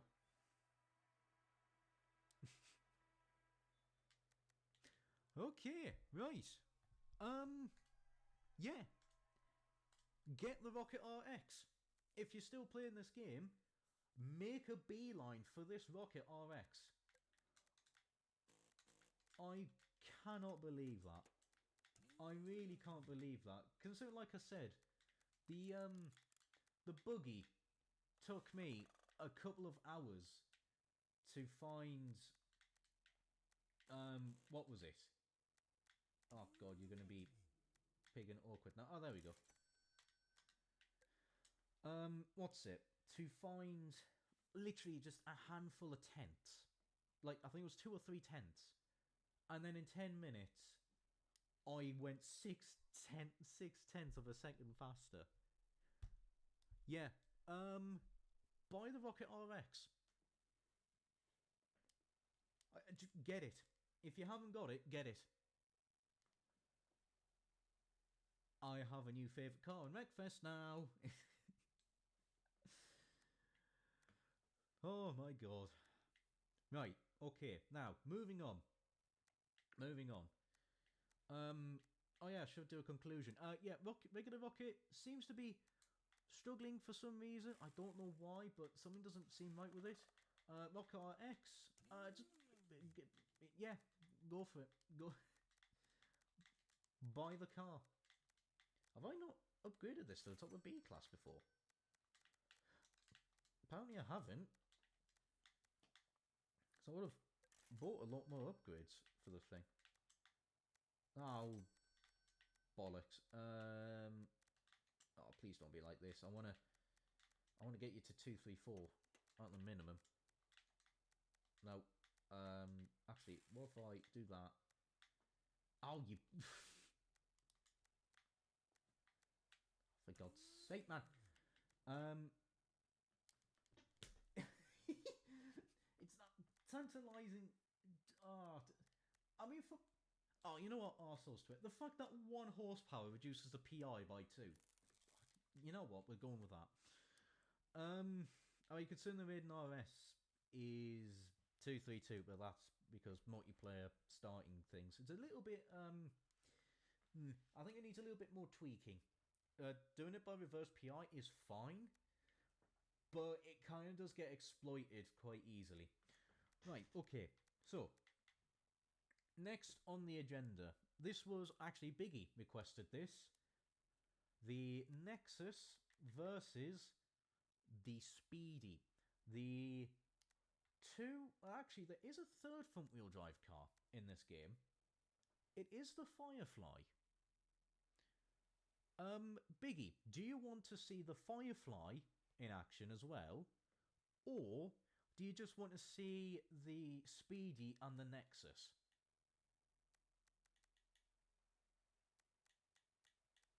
Because I could get all 3 front-wheel drive cars done and out the way. But if you're more interested in just, what's it, the Speedy and the, Firefly is no slouch. So here we go. This is going to be quite a long. This is going to be quite a long stint of which one is faster, isn't it? Because now I've got this thing to sort out. So what's best? If I do that, and then I could probably... That's going to be 233. That might actually be enough. God. 233 again. 2 horsepower. Oh, for God's sake. Well, you know what? You increase in acceleration, so that will do. Right, so we've got a 3-way one now. That top speed's absolutely going to have to be improved. Oh, I could have just removed some of the arm. Ah, well. So, what we got here, so we've got 223 horsepower, 242 foot-pounds of torque, which is pretty good going, actually. We'll need to look at the tuning. Oops. But it is the heaviest at 2,100 pounds. Actually, I think it's the heaviest. What's the Nexus? 1,900 pounds. Right, okay, yeah, so the Firefly's the heaviest. The Nexus has 203 horsepower, 166 foot-pounds of torque. And then we get to the lightest car here, the Mini, with 174 horsepower, 167 foot-pounds of torque, but it weighs only 1,600 pounds. So this is going to be quite close. I think we shall kick it off with the Nexus. We'll kick off with that first, and then we'll move on to the Firefly, because I think I'll need to tune that. Because the thing about tuning the front-wheel drive cars and the way you need to drive them, I think the reason why they struggle a little bit is because you can't drive them like you can the rear-wheel drive cars, for the obvious reason of front-wheel drives. You don't really want to drift them, which is why I've sort of gone for this. Actually, I will tweak the suspension back. That was for a challenge. So you don't really want to drift them, which is why I don't really lock the diff all that much. The brake balance I leave. So I actually sort of run, to be honest, a lot of the time you're probably just better off running the standard 3333 more than anything. But I'll use this. I'll use 3343 because you don't want to drift them, because you just waste so much time.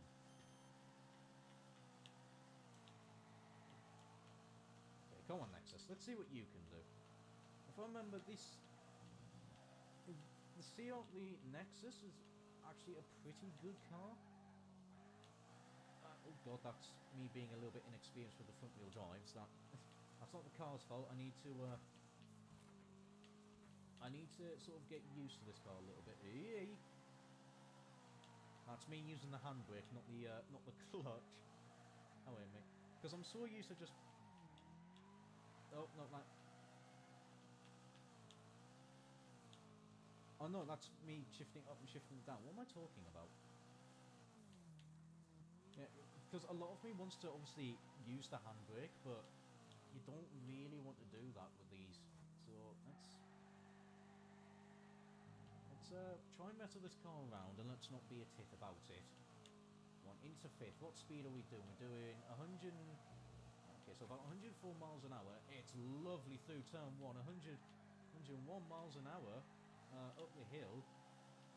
Bad through that corner though. I will admit that. I need to. I could definitely carry more speed through there. A little bit of a slide. Very much a slide. I suppose I could really just do that though, the front wheel drives. You know, it gets it sideways, absolutely floor the shit out of it, and obviously it will straighten itself back out. Oh, come on. Right, we're through. We are through. Oh. A lot of understeer, obviously. Just trying to get on the power is kind of the tricky thing with this. I'm not driving it particularly well, I will admit. 53.7, still good going. Whoa. Okay, we made it through turn 1, we lived. Yeah, that's the problem with the front wheel drive. When you get drifting, it just saps so much speed out of it, because, well, I'm sure, you know, we're all car people, you know, I'm assuming, you know things about front wheel drives that they're not built for drifting. You can do it in reverse, but going forwards, no, that's not the way. I've lost the boot latches have come off. Oh crap! This surprisingly tricky to drive. But I think that's more me being inexperienced. Yeah, that's more me just being inexperienced with front wheel drives. I feel like I need to tweak how I drive a little bit, because really the huge amounts of turning comes from when I'm on the power. Oh, I broke too early, but I was doing that corner better. So I think absolutely that's what I need to be doing, is that just be on the power and wrestle it through.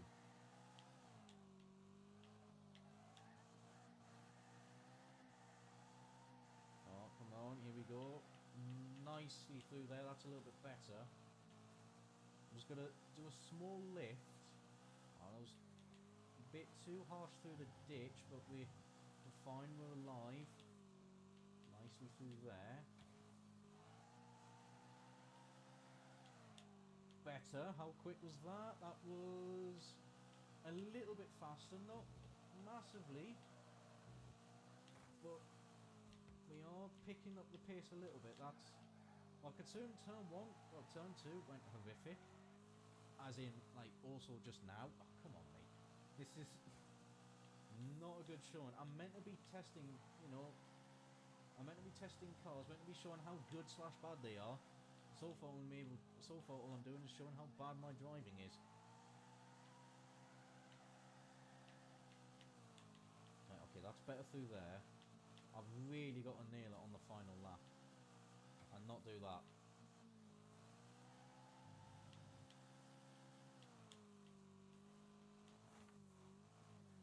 Maybe I'm better off actually putting the brake bias fully to the front.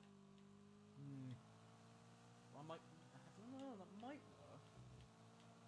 I definitely need a short shift as well with this. I'm just noticing the amount of speed that I suddenly gained from shifting.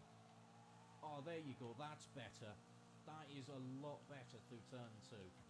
Okay, we've got a real opportunity here.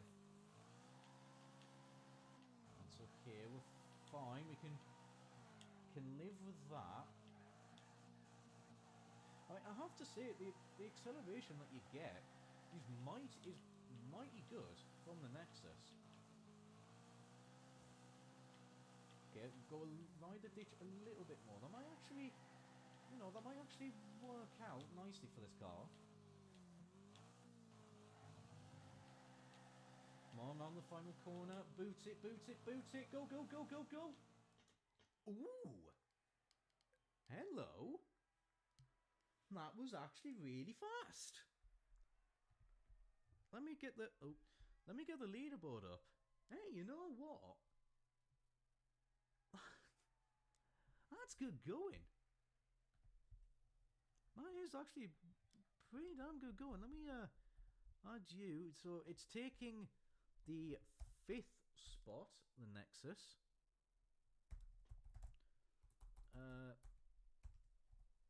Nexus RX.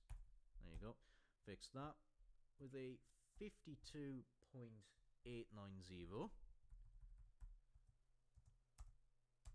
I think I was starting to get the stride a little bit there at the end with the front wheel drive cars.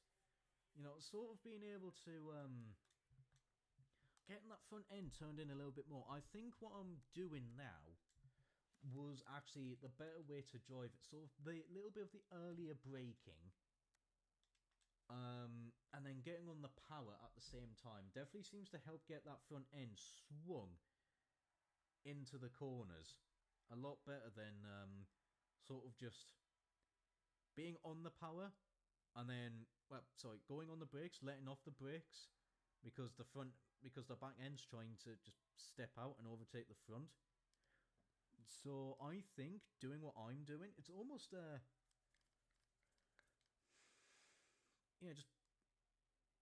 whatever it is, it worked. It did work. So now I've got to try and do it again more times. So with the speedy, I'm going to put you up to there. I'll put you to that. We'll go from here. Right. This thing. I don't really talk about the Nexus too much, but I think that was more me trying to get used to front wheel drives again. But it felt pretty quick. It felt as you would want, I'd sort of expect a front wheel drive car to be. It was still very responsive. the back end, yeah, sure, it got loose, but it was still very controllable. Now, this little thing, this thing is stupidly good. I do know how good the Speedy is. This, if you can get this thing right, is bloody insane. It is ridiculous. The acceleration is immense. Its cornering speed is also really damn immense. This is the fastest front-wheel drive car, and it's by a good amount. So hopefully I can, I'm not talking too big a game, and I can actually prove it. Interestingly, though, well, I didn't get the final corner spot on, but interestingly, the Nexus does go down the straights faster. I think it's because the Nexus isn't that much heavier, but it's got a noticeable amount more power. But this should absolutely destroy it through the corners. Not saying though that the Nexus is bad through the corners. It's just that this thing is something else that I am not taming very well, not showing that off. Yeah, and just two wheels through the ditch. I think that's probably the best way to do that corner with the front wheel drive cars. Ooh, come on. Oh, revving the nuts out of it. There we go. See, even though I'm still trying to get used to this car, a 52.6, purely based upon cornering speed alone. Oh, I'm a little bit too fast through turn 2. I will admit that. That was a little bit too greedy, trying to take that at speed, but got to try now. I know for next laps. Good thing I'm getting got to learn the car pretty quickly. That was sort of the fun thing with this series, was that I've got to learn the car pretty damn quickly for the track. Whoa. So that made it sort of a challenge. That's sort of like, I wanted to keep it short because a lot of the races in Metfest, especially if you're doing the multiplayer, is not going to be lasting particularly long. So I didn't want to give myself hours upon hours of time. I wanted to go right in a racing scenario. You're likely to have short races. These are what the cars, what they're like to drive, and this is sort of the lap times that you can, a rough representation of what the lap times cars can do. Of course, it all comes down to driver skill, and there's many different factors within it. Some cars are faster at other certain circuits than others, but it's that's what the series was. Sort of discussing. Oh shit! I'm hitting that rock now too many times. It was just a little brief overview on what some of the strengths and weaknesses of cars we're gonna get, and it sort of helped decide, help people choose whether this car's worth the investment or whether it's not worth the investment. And I hope that it has sort of helped out people. I'm driving this thing horrifically. It sort of helped out people with their decision making, sort of understanding the cars a little bit better. I know, maybe even just looking at, right, okay, well, it could turn out to be that Wreckfest 2 is absolutely horrific, so everyone goes back to Wreckfest 1. So like, these videos might, that's all this is really. It's just a big guide. It's just an investigation, and it's just a big guide disguised as a little challenge.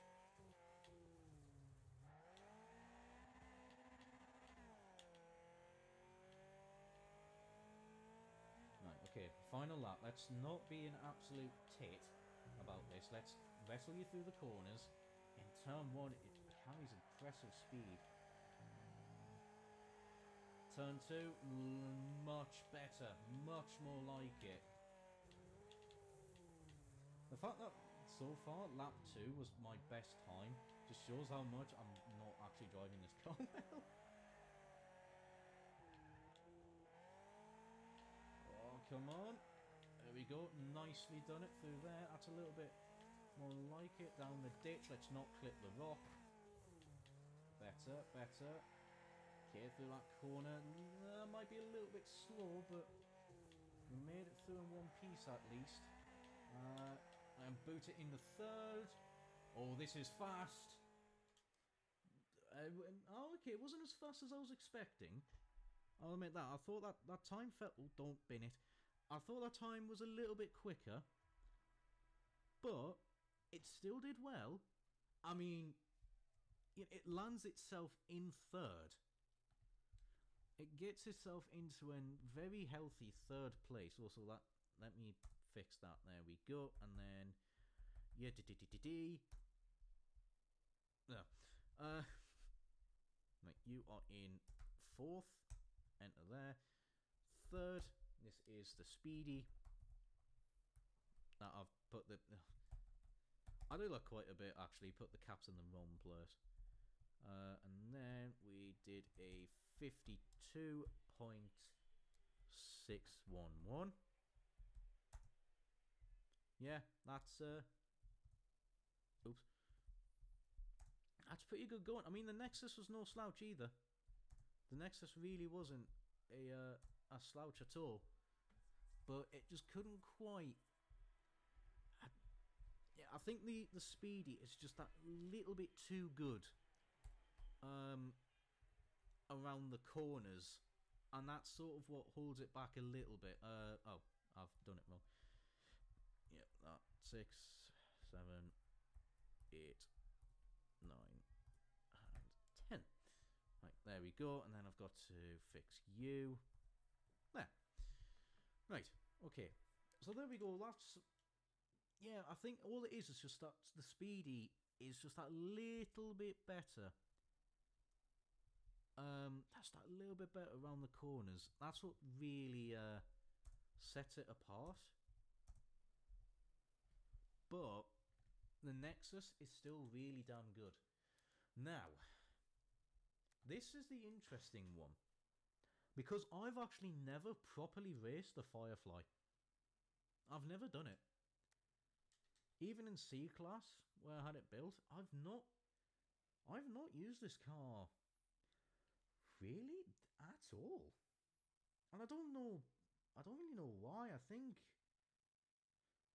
probably just because I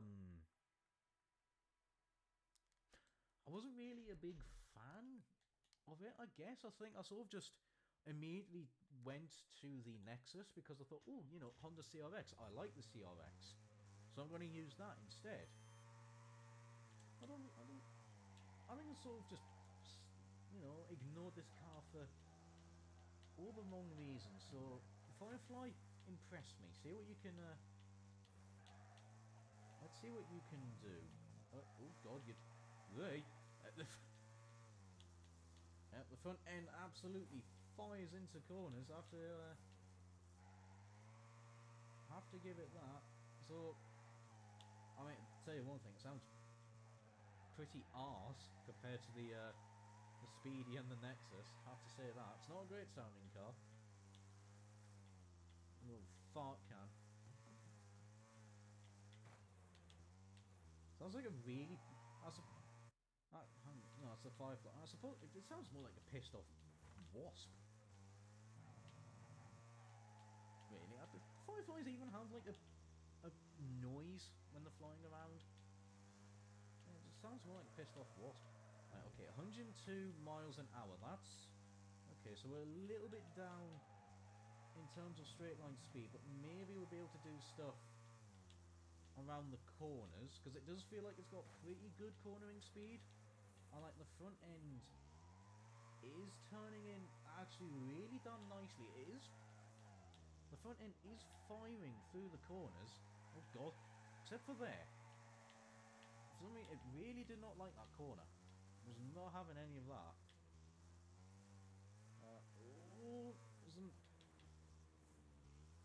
Nah, the brakes aren't that impressive. I have to admit that it is seeming to struggle getting itself stopped. But what are we doing? We're doing a 53.8 as the first flyer. Okay, 103 miles an hour. I picked up a little bit more speed. I turned in a little bit later. I broke way too early for that corner. That's not the car's fault, that's me. I mean, to be honest, there was still some issues that needs addressing. Oh, getting through that corner. Okay, I'm going to leave it in third, actually. And there we go, that's a lot better. That does seem to be a lot better. Oh, come on. I tell you what, it's pretty good through there. I'm just noticing as well, obviously now I'm in the front wheel drive cars, the fact that the ditch sort of gets another little bit of an apex sort of later on. Sort of when you're trying to exit the corner. Oh, that was a lot of oversteer into turn one actually. So I can't really explain it, but I'll try and show you. It's not liking the curbs. It isn't liking the curbs. I am noticing that. It's struggling over. I mean, I suppose it is tiny. I'm surprised this thing weighs nearly a ton. Considering the size of the bloody thing. Oh, come on. Yeah, it's sort of the line kind of at the apex. It sort of flattens out for a little bit. And then it sort of re-follows the corner a little bit. I know, and I'm not really explaining it properly, but you probably might be picking up what I'm putting down from just visual. 53.8. I'm losing a lot of speed through the corners. Because it's just... I think I might want to leave it in fourth. I'll try leaving it in fourth on the final corner. I don't know, it's just... doesn't seem to be as cooperative as like the Nexus or the Speedy. It doesn't seem to like the corners anywhere near as much. Probably because I was doing ditch corner completely wrong. I just did it absolutely incredibly there. The front end doesn't really want to cooperate as much as the other two. I have to admit that as well. Are we a little bit faster? Yeah, we're down to 53.6. I mean, I could be wrong with the Firefly. I might just be driving it wrong. This very likely. I mean, that's okay. That felt pretty alright there. But then again, the front end of the car just lifts up that little bit more when you're bumping a curb compared to the other two. That was quite a bit of oversteer through there, actually. Oh, I turned in way too late. That's not the car's fault there, that's me. I just got momentarily distracted. And that's just completely thrown my line out the way. Just out the water. What we doing? Yeah, 53.6. Oh, that puts it behind the rocket. Yeah, that's the slowest car here.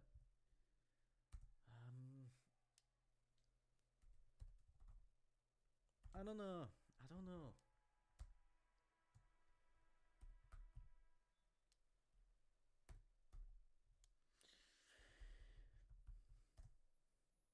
Yeah, I'm not the biggest fan of it. I'm gonna admit that. I'm not the biggest fan of it. I mean, it's not like we're gonna say it's awful, but it is noticeably, if you ask me, it's noticeably worse than the other cars. I managed to improve the PI by one. Yay! I mean, the cornering start apparently is really bloody good, but oh, that's a nice easy build. Well, it's just no, it's not quite there. I can't. It didn't feel like it had the performance underneath it compared to the other two. Right, okay, that's the best that we're gonna do. But you know, I could be completely in C class. It might be insanely quick. I don't know. We'll have to wait and see. So I think I will kick it off in the Firefly. Yeah. Well, yeah, that world record's just a flat out lie. 26 dead is just no. Put that gearbox back.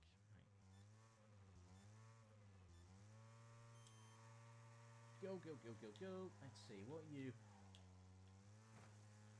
gonna be like. So I mean, that was the other thing as well, is that absolutely in B class, it needs the better top speed, because you know the top speed stat on it was really low.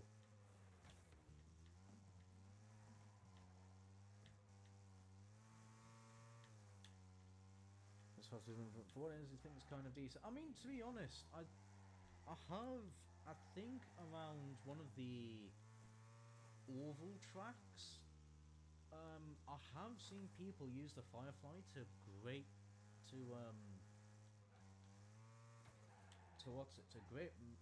means. I think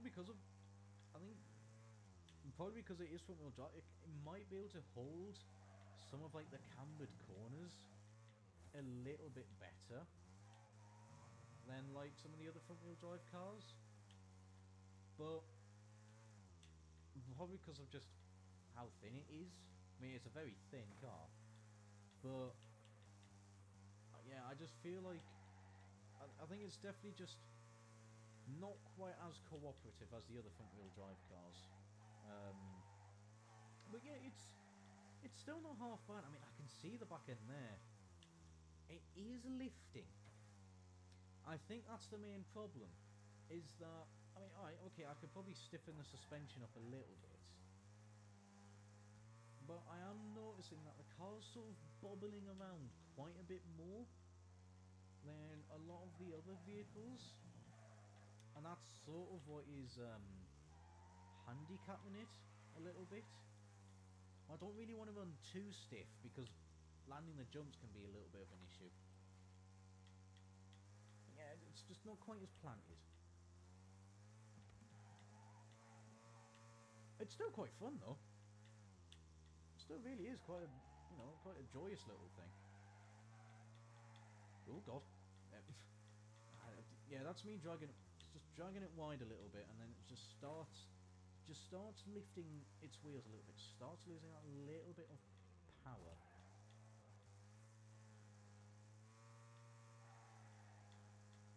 Okay, made it through there at least. We're fine. Let's see, 50.3 down to 50.1.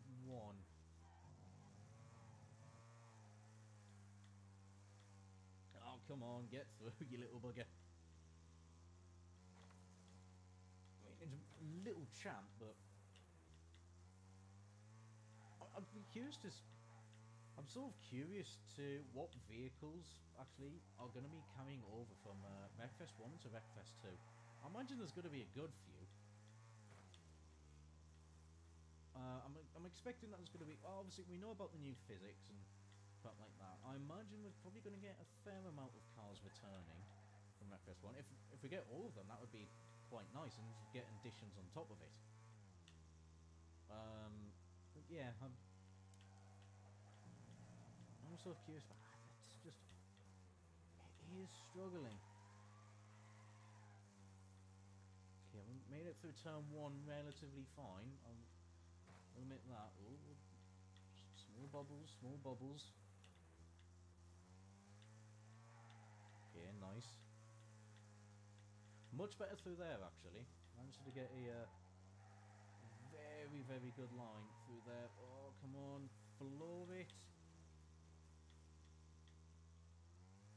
I mean, it's the other thing as well, though, is that it's actually, well, with it being front wheel drive, it's very forgiving to drive. Okay, let's get through there a little bit better. It wasn't a great final corner, but it was better than many other attempts. I keep saying final corner, final hairpin. That's the final corner. I mean, we're down to 49s. 49.8. Well, it's got that going for it.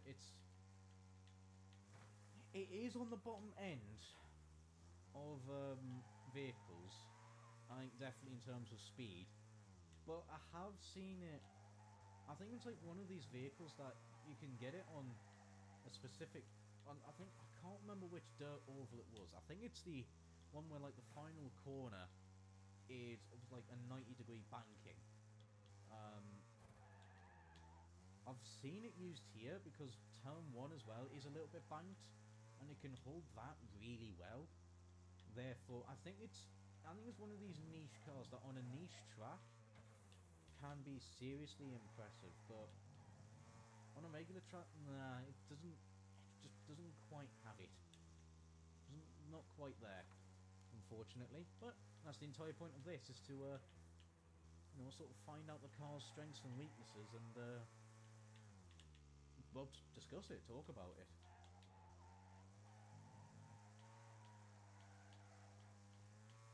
Oh, come on, there we go. Right. Through there. Lovely stuff. Are we going to be able to go faster than 49 points? 49.8, really. Much better through the final corner. That actually did feel better. Penultimate corner, sorry. It's a habit of mine now. How much better was it? Not that much. 778. Right, okay, so that puts it at last by 2/10 again. Yeah, it's... have I not added some cars? Oh, wait, no, because I've done the 3 cars, haven't I? What an idiot. I was like, well, how was it... how have I lost 3 cars? Because I'm doing them now. Yeah, honestly. Yeah. It's not quite there. I mean, it's... right. Even Dark wondering. Yeah, I mean, my only hope really is that they do get it right from the start, because, well, we don't want another The Crew Motorfest situation. No one wants that ever again, because that was pitiful beyond belief. At just how bad that launch was. So, if we can avoid one of them... like, the launch of this game was actually pretty good. I know there was a few bugs here and there. I know there was a few, but I don't want to say there was massive amounts.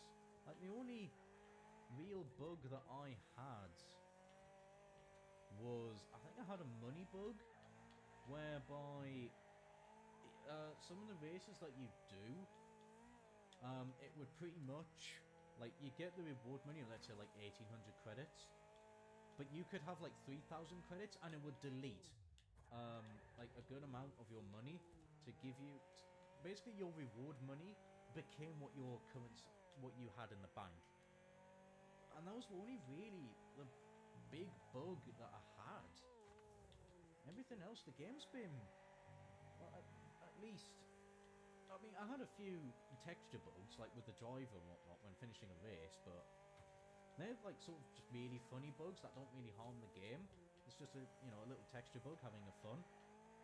But overall, I have to say the game's been just really bloody good throughout its life. And that's impressive going, considering this is an old game. This is a really old game now. This was, what, next car game was, what, 2013? Pretty much, that was like 2013. And it's come a long way from that. And what we've got here is a really good final product. Really damn good final product. So, hopefully they can... I do need to do a video, like a proper review of like what can Wreckfest 2 take from Wreckfest 1. I still need to do that.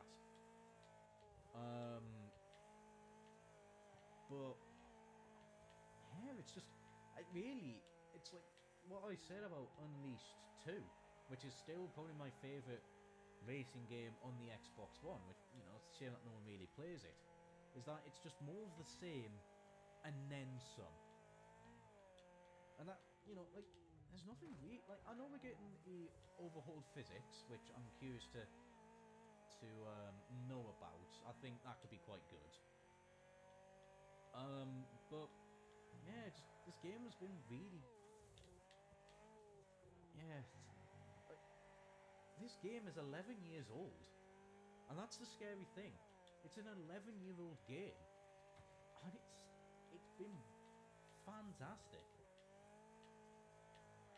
Yeah, sure, there was like, it's gonna have its growing pains in certain iterations, but that's to be expected. It was a pre-alpha, alpha, beta, the many updates that it went through to iron out all the problems, and now what we're left with, as we're heading into the second game, is an absolutely fantastic banger racer.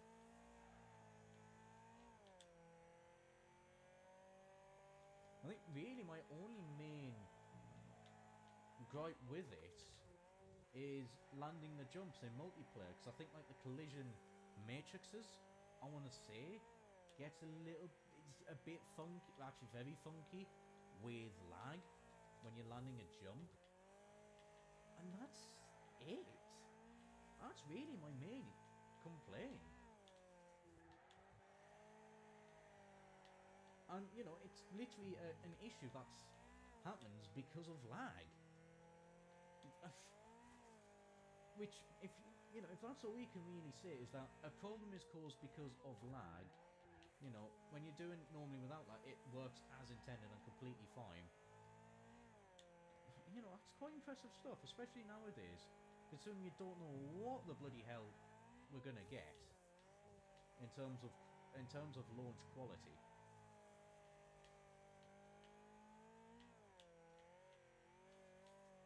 Nitro and Wreckfest. Yeah, I agree with you there. It's not necessary. I don't really know why you'd want. I mean, like, considering it's a demo dermy. The reason why they're wanting nitrous is because of Flatout. Because Flatout had nitrous in it. That's really the only reason they're wanting it.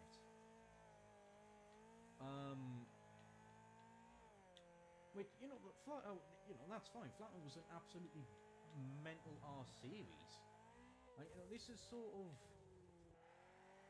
it's still got its absolutely silly moment. It's still a very silly, banger racing game, because, you can race sofas, bumper cars, lawnmowers, so it still has its sense of humour in it. But it is also, I think, has taken itself a bit more seriously. It's sort of,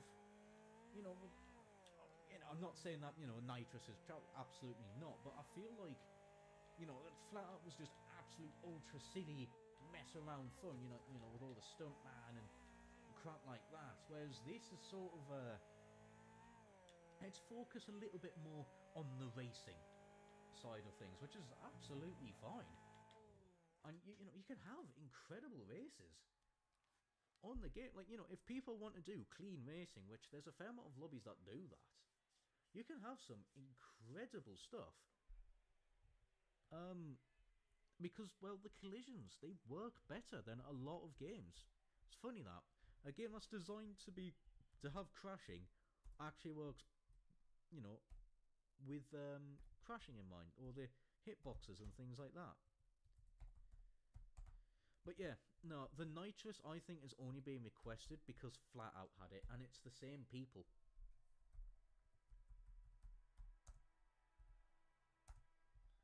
But yeah, I agree.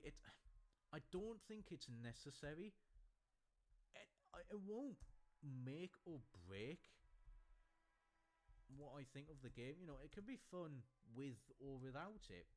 I agree with you. I don't think it's necessary. I think the game is perfectly fine. Hang on.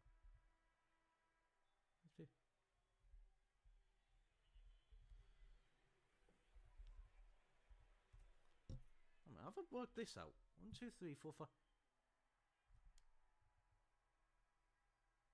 Hang on.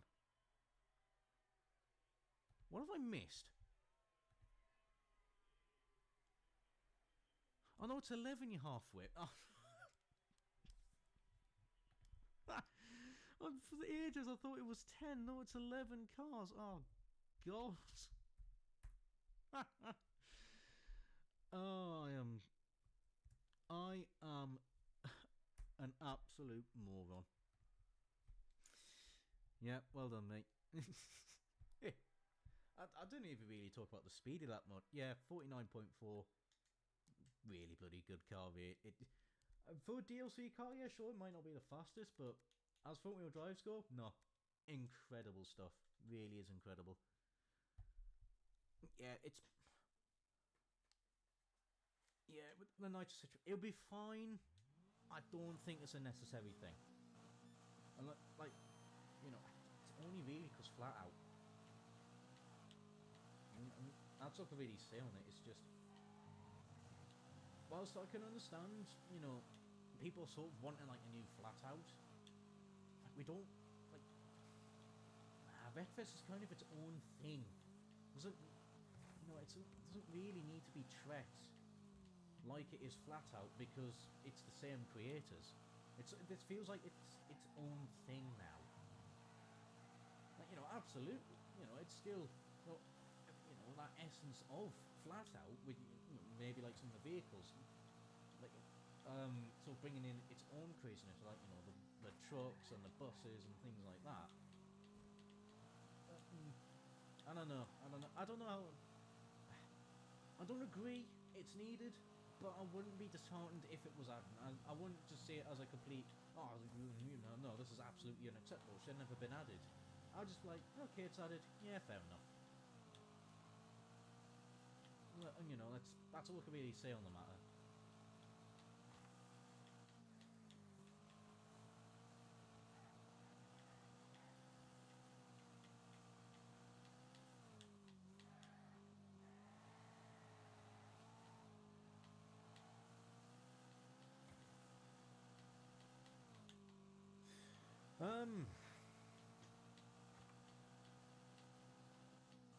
Just trying to think. Really, is sort of a what new. Alright, okay, well, if I wanted to add nitrous, what would I probably add instead? Because I know we're getting stuff like we are getting like, you know, a proper livery editor, and like you could share liveries online, which I think really good. You know, really good to see that. That's sort of cool. I'd be interested to see what the censoring is like. I can imagine, you know, you probably can't just write the word fuck on the side of your car. Then you might get a little bit of the naughty. You can't have that. But you might. I don't know. I mean, considering we've got a van that literally on the side says twat, you know, can we then have another car on the side that says knob, bellend? Like, I'm curious to know what. That's my main thing. So, what is the policing going to be? Because I know some games it doesn't. Like, some games didn't have it. So, like on Hot Wheels Unleashed, for instance, you literally had a what was it? It was like the dragon car. Literally, someone made to look like Hitler. So, you know, and then on other cars, I had like the swastika and crap like that. So, you know, they did get obviously deleted eventually. I think people reported it or something like that. And then I think in Unleashed 2, it's a little bit more. I say that, you know, I think there was still some liveries where it literally said "fuck off" on the back. I think they've been deleted now from people reporting it. So, I mean, you know, Need for Speed. I think people sort of got away with putting pure pornography on the side by just obviously covering it with like the like just purely in like white squares, and then sort of saying remove livery and crap like that. And it was pretty much just pure porn. But I think they've really cracked down on that now. Potentially, but you don't see it in whatchamacallit, Unbound. At least not from what I've seen. It was ripe in Heat. Heat was really bad. You know, Heat saw them everywhere. Those sort of just those pure white cars with the removed livery. You know, remove squares to show livery, crap like that. They were everywhere. But you don't really get that in Unbound anymore, so I don't know if they really have just cracked down on it.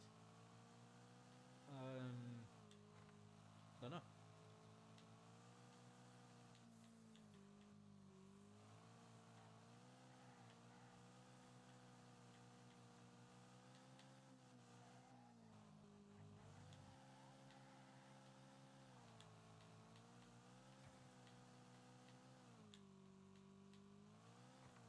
Anyways, back onto topic, I suppose. Going on a little bit of a tangent.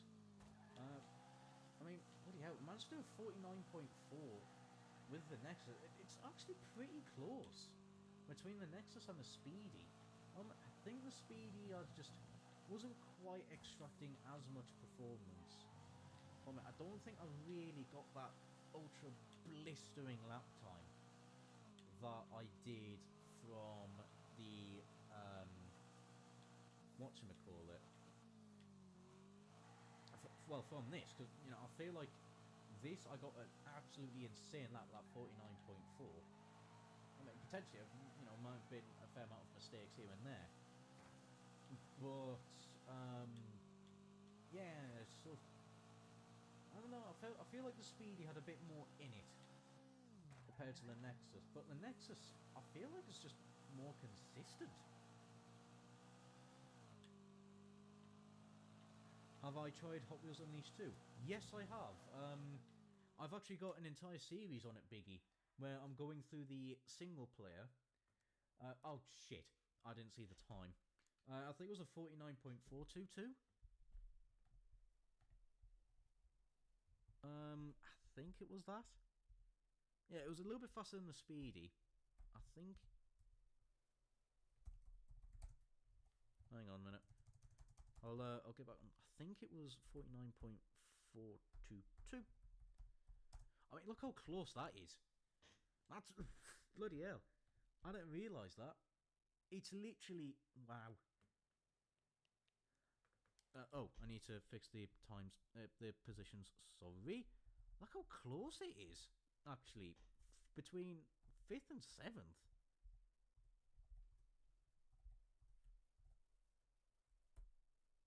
That's really good going. That's insanely close. It's literally 5th and 7th separated by not even by what's that? That's 6,000ths of a second. Anyways, to conclude about this, Nexus really bloody good. I would get it. Speedy, fantastic DLC vehicle, stronger. I think definitely in B class. I mean, as you can see there, 52.6 compared to the Nexus 52.8. So I think the Speedy seems to have that little bit more of an advantage in B class than it does C class. I think just purely based upon its cornering speed. I think that was pretty much what all the time was. But oh, bollocks. And I think that's fine there. Move you and move you. Oh, piss! I've now got to move the ones at the top. This is really bloody awkward. No, that's probably the best I'm gonna get. That's nope.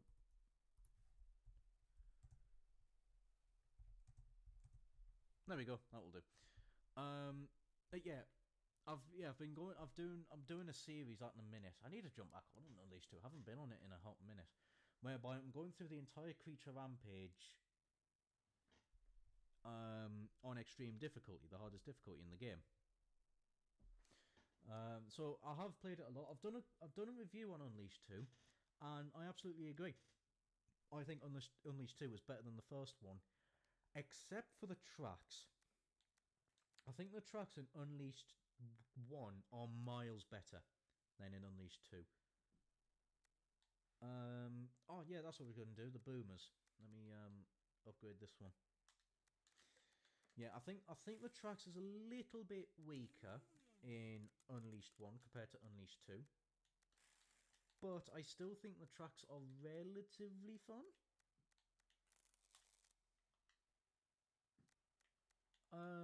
It's just, yeah, I think Unleashed 2 is the better game, But if it had the Unleashed 1 track design, in terms of just all the craziness that that game gives you, I think Unleashed 2 could be even better. I mean, I know I'm saying that you can create your own tracks, but, you know, just imagine having some of the track, like just base game Unleashed 1 tracks, it could be a hell of a lot more impressive.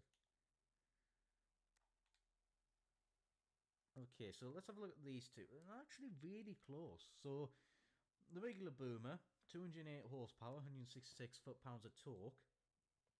The RS is more powerful because it's just shy of basically 2,000 pounds. However, it has less torque by, well, 10. But it does have an extra gear. Now, that could actually help out. So we will kick it off back at Pine Hills. Put it to B class, and there we go. But yeah, I've played a hell of a lot of Unleashed 2. I think it's an absolutely incredible game. Get off at the Boomer shoulder. That's completely fine, mate. That's completely fine. I'll only stream for about 2.5 hours. I'll probably get this done, see how long I've been going for, and then I might do one more. And then, you know, that just gives me time to... When I go back onto the Which One Is Faster series, I will then pick off from where I left off here. So I'll see how long this takes me.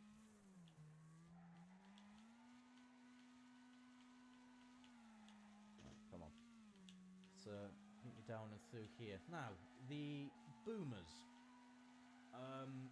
These I like a hell of a lot. I prefer these to the Killer Bees, because I just find them, yeah, sure, they might be a little bit slower than the Killer Bees. Their consistency, though, is miles better. These are much better car to drive if you're less experienced in the game and less skilled. Honestly, go for the Boomers. These are seriously good cars. What are we doing? Oh, okay. Only 101 miles an hour down the straight. That's pretty damn slow compared to the cars we were getting before. That's also not how you do turn 2 in the slightest. Yeah, that's pretty low speed. I have to admit that. It's a little bit of a shock. I will say that much, but you know, it's just one of the car's weaknesses. We'll have to try and overcome that with its cornering speed, which I do know is really bloody good. That was very bad through that ditch, but I managed to somewhat salvage it. Oh, come on, through. Round the curves a little bit. That's a bit of a pop. 53.5. You can definitely... There's definitely time there. I just need to not take this corner so horribly. I have sort of done there. Wasn't great.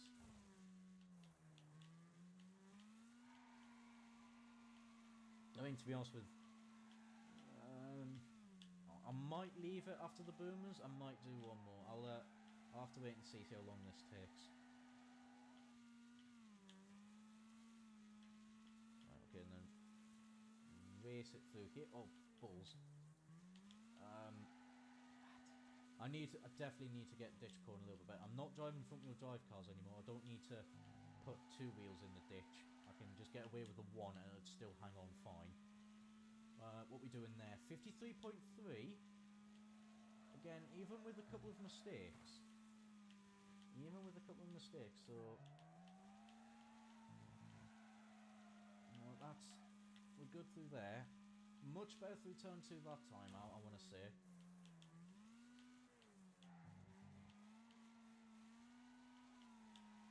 Let's try it. Using miles an hour instead of kilometers an hour. Why is that?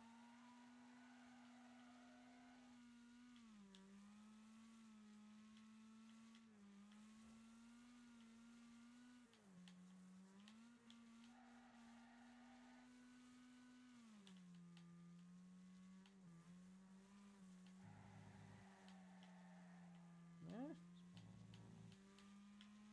I mean, bloody hell, 52.9. See, that's That's more like it. That's when you can get a good lap in with the boomer. In below the 53 seconds. So we're immediately looking, at the near the top, well, the top half, I want to say. Yeah. I'm guessing you watch. I'm guessing you watch quite a bit of Jimmy Broadbent.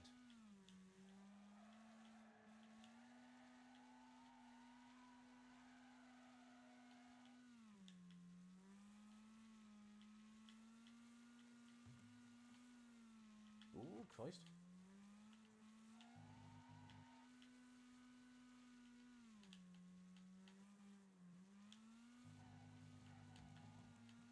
Oh, hey. Actually, you know what? That final corner was pretty interesting. Bloody hell, it was interesting. 52.6. That final corner, I managed to.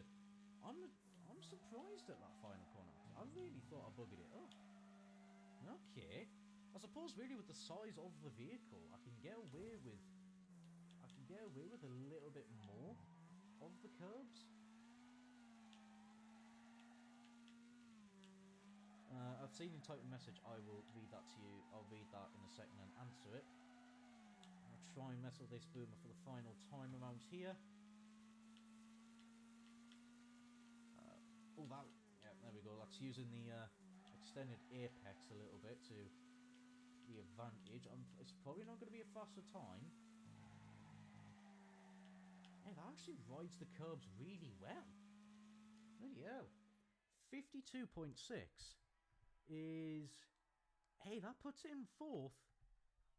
That does put it in fourth. Unfortunately, the Firefly has got to go because I haven't set up a better way of recording the times. Most of Europe uses kilometres. Yes, you are right there. Most of Europe does use kilometres. However, the UK, we do actually use miles an hour.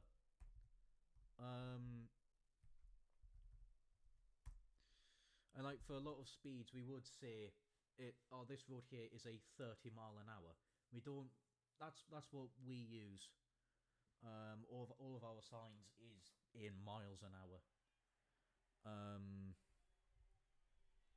What was it, boomer? Plus, as well, when you're when I was watching Top Gear and they were saying like the top speeds of cars, they'd also use miles an hour on that as well. So, because that's just our speed, our unit of measurement for speed. Honestly, we're a very bloody awkward country because we just use whatever the hell we fancy.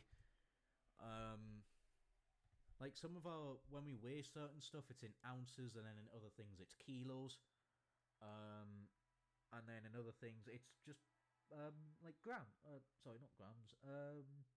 Well, here's the thing, right? Is that we measure ourselves in something like stone. Some people use their weight in stone, others kilos, and then we use like kilos for cars, and then miles an hour, and yeah, we just use whatever the hell we fancy. Whatever unit of measurement we grew up with, that's what we use. Like I know some stuff in like cars I weigh in kilos, but if I was going to weigh myself, I would say I weigh this much in stone. So, but if I was going to a shop and like getting a tub of Ben and Jerry's ice cream, obviously that's in grams, so obviously I use grams. I don't use ounces on that. But if you're getting a steak, then you use ounces. So, honestly, mate, Biggie, fuck knows.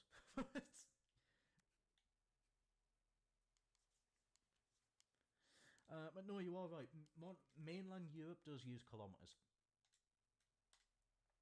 We are the odd ones out, as usual. Because it's like the same thing how we're pretty much one of the only few countries that drives on the left-hand side.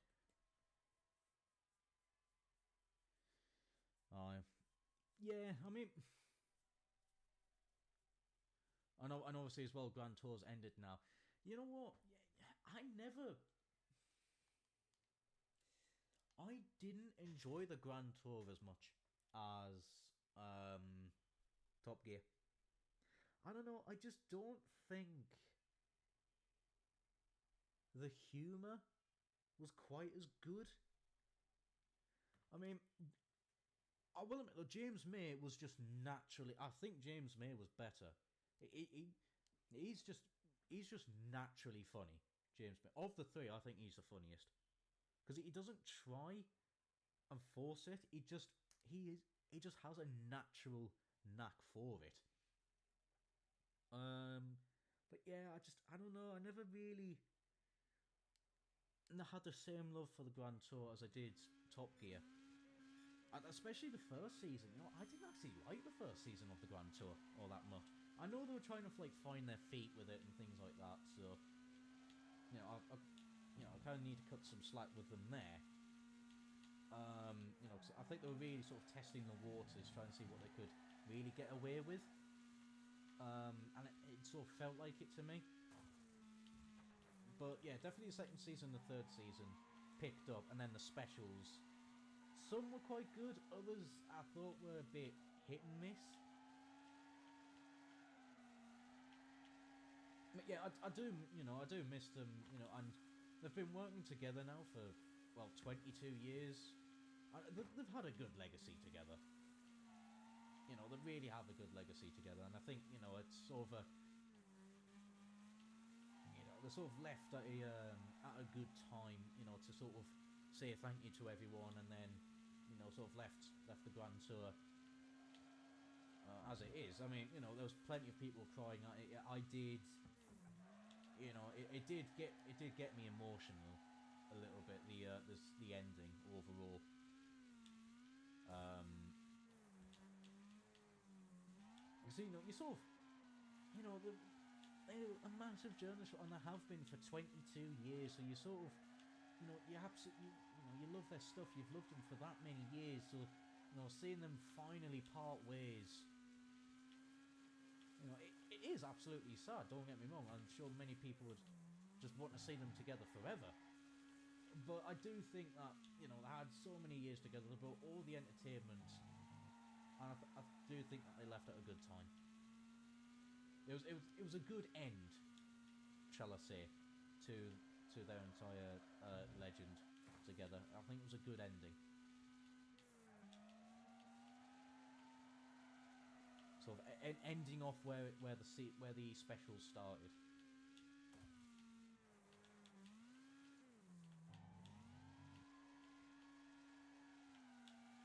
Also, right, okay. Now on to the Boomer OS. Bloody hell, 52.6 already. Oh no, I'm getting a little bit of, my nose is getting blocked up a little bit. I think I'm definitely getting an illness or something. I'll just have to power through.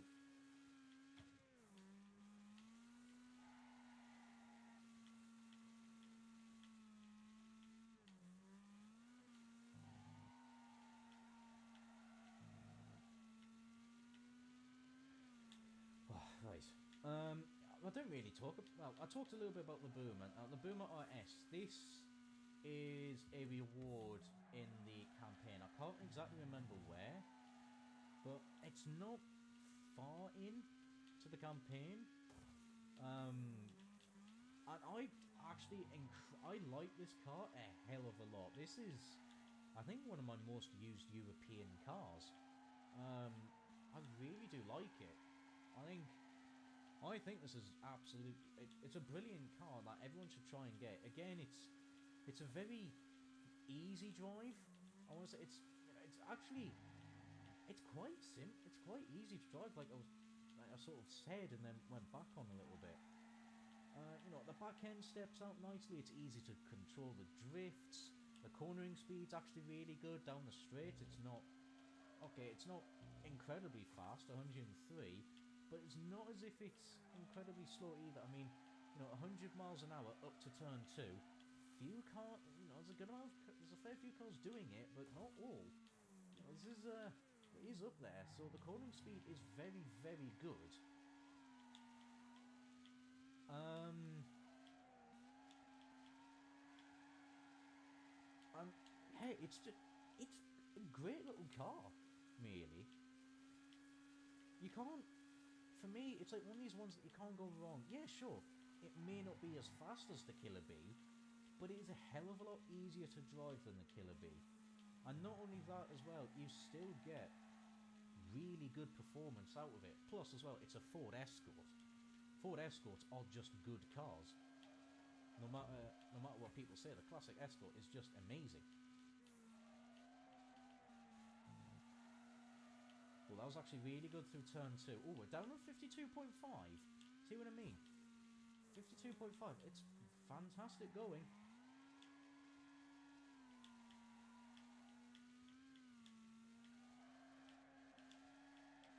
Back end steps out nicely. Just able to control the trip. It's lovely. Simply lovely, this car.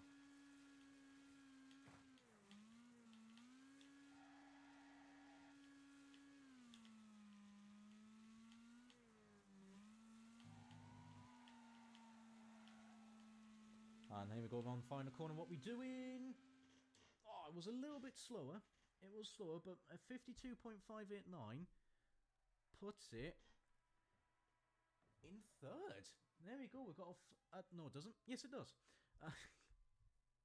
It's in third place, this car. So I'll tell you what, that's good going. So we've got to say goodbye to goodbye to the regular rocket. Oh, bloody hell. Good. Oh, stop scrolling. Goodbye to that.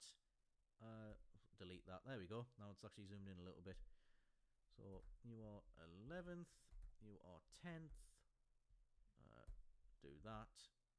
The Rammer RS is now in 9th. Oops. Nexus goes to 8th. That is 7th. 6th. Regular. I mean, to be honest, the regular Boomer wasn't far off. That 52.6 is still really good going. But the RS is just a little bit more. It's just a little, it's just got a little bit more speed, I want to say, like down the straight, and the cornering speed is just that bit better.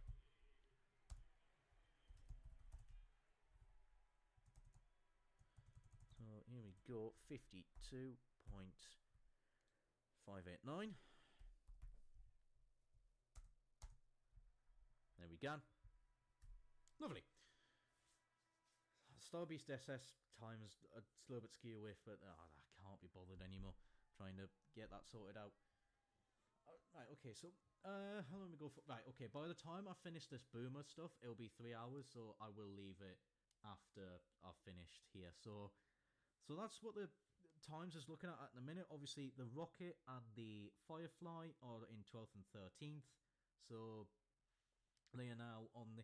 Obviously, if I do go back to the video, when I go back to the video, it'll only show top 10, or if it's like 11, blah blah.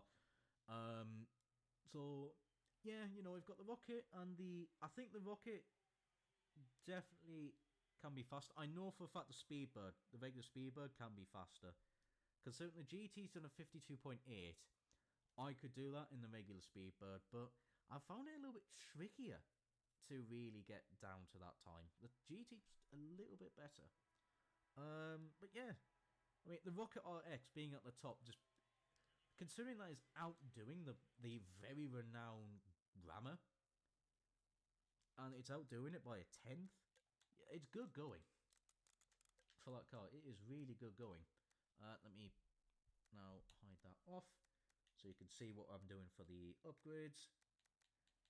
I was actually pretty simplistic for the both of them. I think I just had to put you back on and you back on. There we go. Right, so C-Class. What we look at, 3 horsepower difference.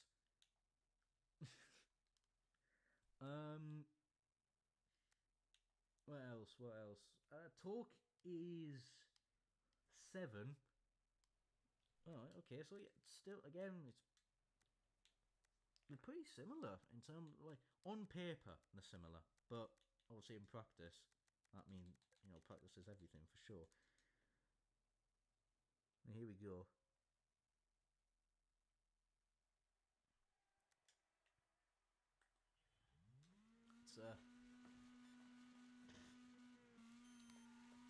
Let's give this a whirl. Let's see what we can do. I'm hoping that obviously I don't think I mean, it might get down in the 48s. I'll be thoroughly impressed. I don't think it will. I am expecting good things out of it. Right, okay, so now we can take the more normal lines. So we'll get rid of these tyre bundles, get rid of them. Now let's... Oh, there... there goes that. I think I've just wiped out a Marshall with a bit of tyre bundle.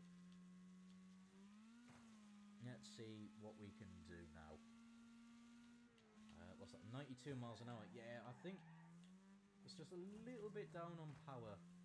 This, I mean, 106 horsepower in C-Class is not a lot. I think the only one really that's below 100 would be the Speedy, because of just how light it is. Because they all roughly come out to the same horsepower per ton. There's some things you can do here and there to maximise that horsepower per ton. But, you know, sometimes then in that regard you're sacrificing cornering speed for that little bit more straight line performance. So, you know, it's what makes it, you know, quite an interesting little system, sort of balanced in its own way, is that you've got to make some sort of sacrifice to get a performance elsewhere. 93 miles an hour. Yeah, I don't know how much of that is just from a bad corner, or whether it is just that down on power. I mean, I think the gear ratio was a little bit skew away at the end. I'll admit that. I mean, at 49.5, I'm sort of aiming for the 49.4s in this. That will sort of put it ahead of the whatchamacallit, sort of the front wheel drive cars. I think it can easily outdo the front wheel drives. So, you know, that's sort of where I'm gonna try and aim.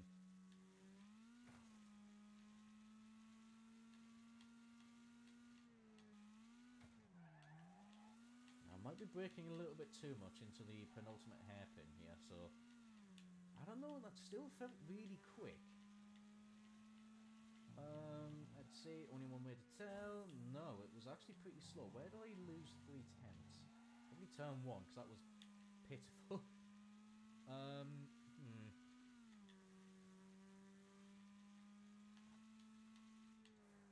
Oh well, is what it is. Hopefully we can make back that time somewhere else, so we can get it a little bit higher on the leaderboard. See where I can really get that time. I think definitely the hardest corner on this track is the final corner. I mean, yeah, I'm braking way too early for the final corner.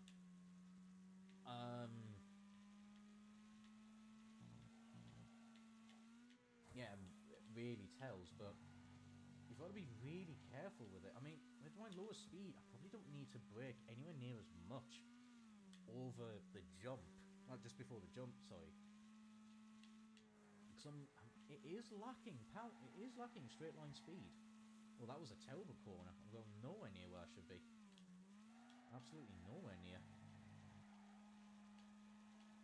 Good grief. Need to sort that out.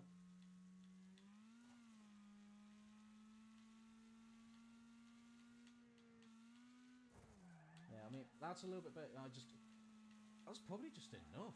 Just lift off the power rather than braking. And that will probably just sort the car out. Again, well, it was a little bit faster. Didn't feel that much quicker, but well, it's a little bit of time back. I just now need to really get this corner, this section here, ironed out. You know, for the final laps. Okay, we are good through there. Okie dokie. Well, that was... Right, let's see. I think it is literally just due to a lack of power. What are we doing? 90... Yeah, 93, and then I'm lifting off. And not hitting the apex in the slightest. I was nowhere near that. Absolutely nowhere near. I can feel my voice dying. Yeah, definitely end the stream. after the Boomer RS has gone round here, and we've done our little conclusion-y bit, which is pretty much just this car better, go get, you know, pretty much it's just simple as that. This car better, therefore, you know, is it worth it, yes or no? Yeah, I didn't really get that corner that correct on the around there. That was better through that section though. That did feel a lot better. Okay, again, just a small lift. Much closer to the apex. Don't put it on the dirt on the outside, which we didn't. And then straight line it as much as possible. Hey, we did. Oh, it's... Hang on a minute, let's just have a look. Yep, it slots itself perfectly within the middle battle there. It's extremely close.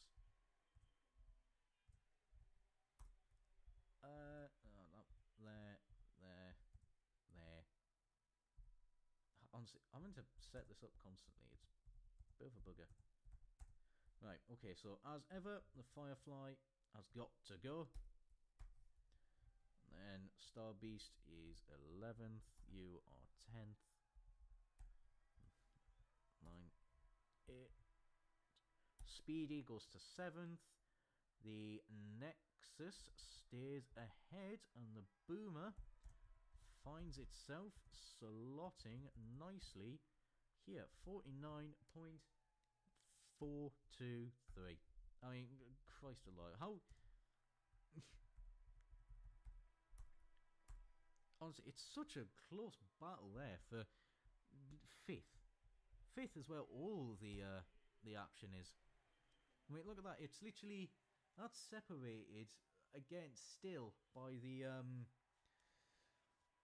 6,000th of a second. Mental. Right.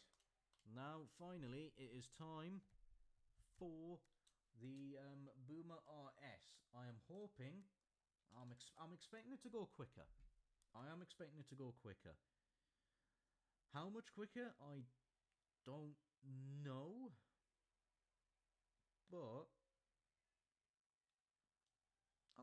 it stands a chance. I'm expecting, I think, a 49, probably 49.2. If I get a lap absolutely spot on, I think a 49.2 is probably quite realistic for this, for the RS. That's what I'm going to try and aim for. Okay, let's ignore those tyre bundles. Let's get these ones instead. There's only really 2 tyre bundles on this that I would say is an absolute must. The ones I was getting rid of originally, I feel like it's just a little bit too a little bit too tight of a line to go for. I might even just start... I'll get rid of them still, but I might just start leaving them. Because I feel like that's just too much on the banking to really even try and aim for, so... I don't know. Right, there we go. Nicely through turn 1. I feel like the acceleration on this is definitely going to be a little bit better. We've definitely got better gear ratios. I mean, there we were doing 88 miles an hour before slamming on the brakes. I think the regular Boomer was only doing 84. I think that's a testament to just how good the cornering of the Boomer is. It's the fact that it's quite down on speed compared to a lot of the other cars there. Sorry, I'm not close enough to the mic.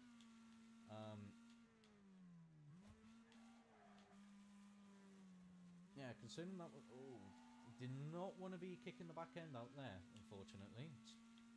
Really wasn't really keen on that idea. Oh, I mean, there you go. Immediately, 49.3. And there's 100% time still to be found. But yeah, I think the regular Boomer, the handling of it is just incredible. The fact that it's down on speed, definitely compared to a lot of cars. I mean, some of the other C-Class cars were doing 88 before that corner that I just, for this section, sorry. And, you know, that was down on 4 miles an hour. But the ability, its cornering ability is just so good that it can make that deficit up. This is just better down the straight while still having that really great cornering that the boomers have. So, you know, there is that. Oh, there we go. You see, immediately I'm on target what I was expecting, a 49.2. I could potentially get down to a 49.1. That would be great going.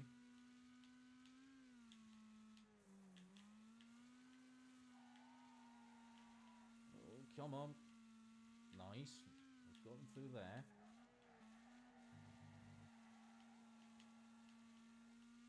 Okay, lovely, lovely, lovely. Getting quite close to the marshal post there. That might not actually be a bad line. Dab on the brakes. Through there. Not a bad corner, actually. I mean, if we were doing it on the final lap, I could just straight line this. I could straight line that corner. That was slower. Okay, it was a little bit slower.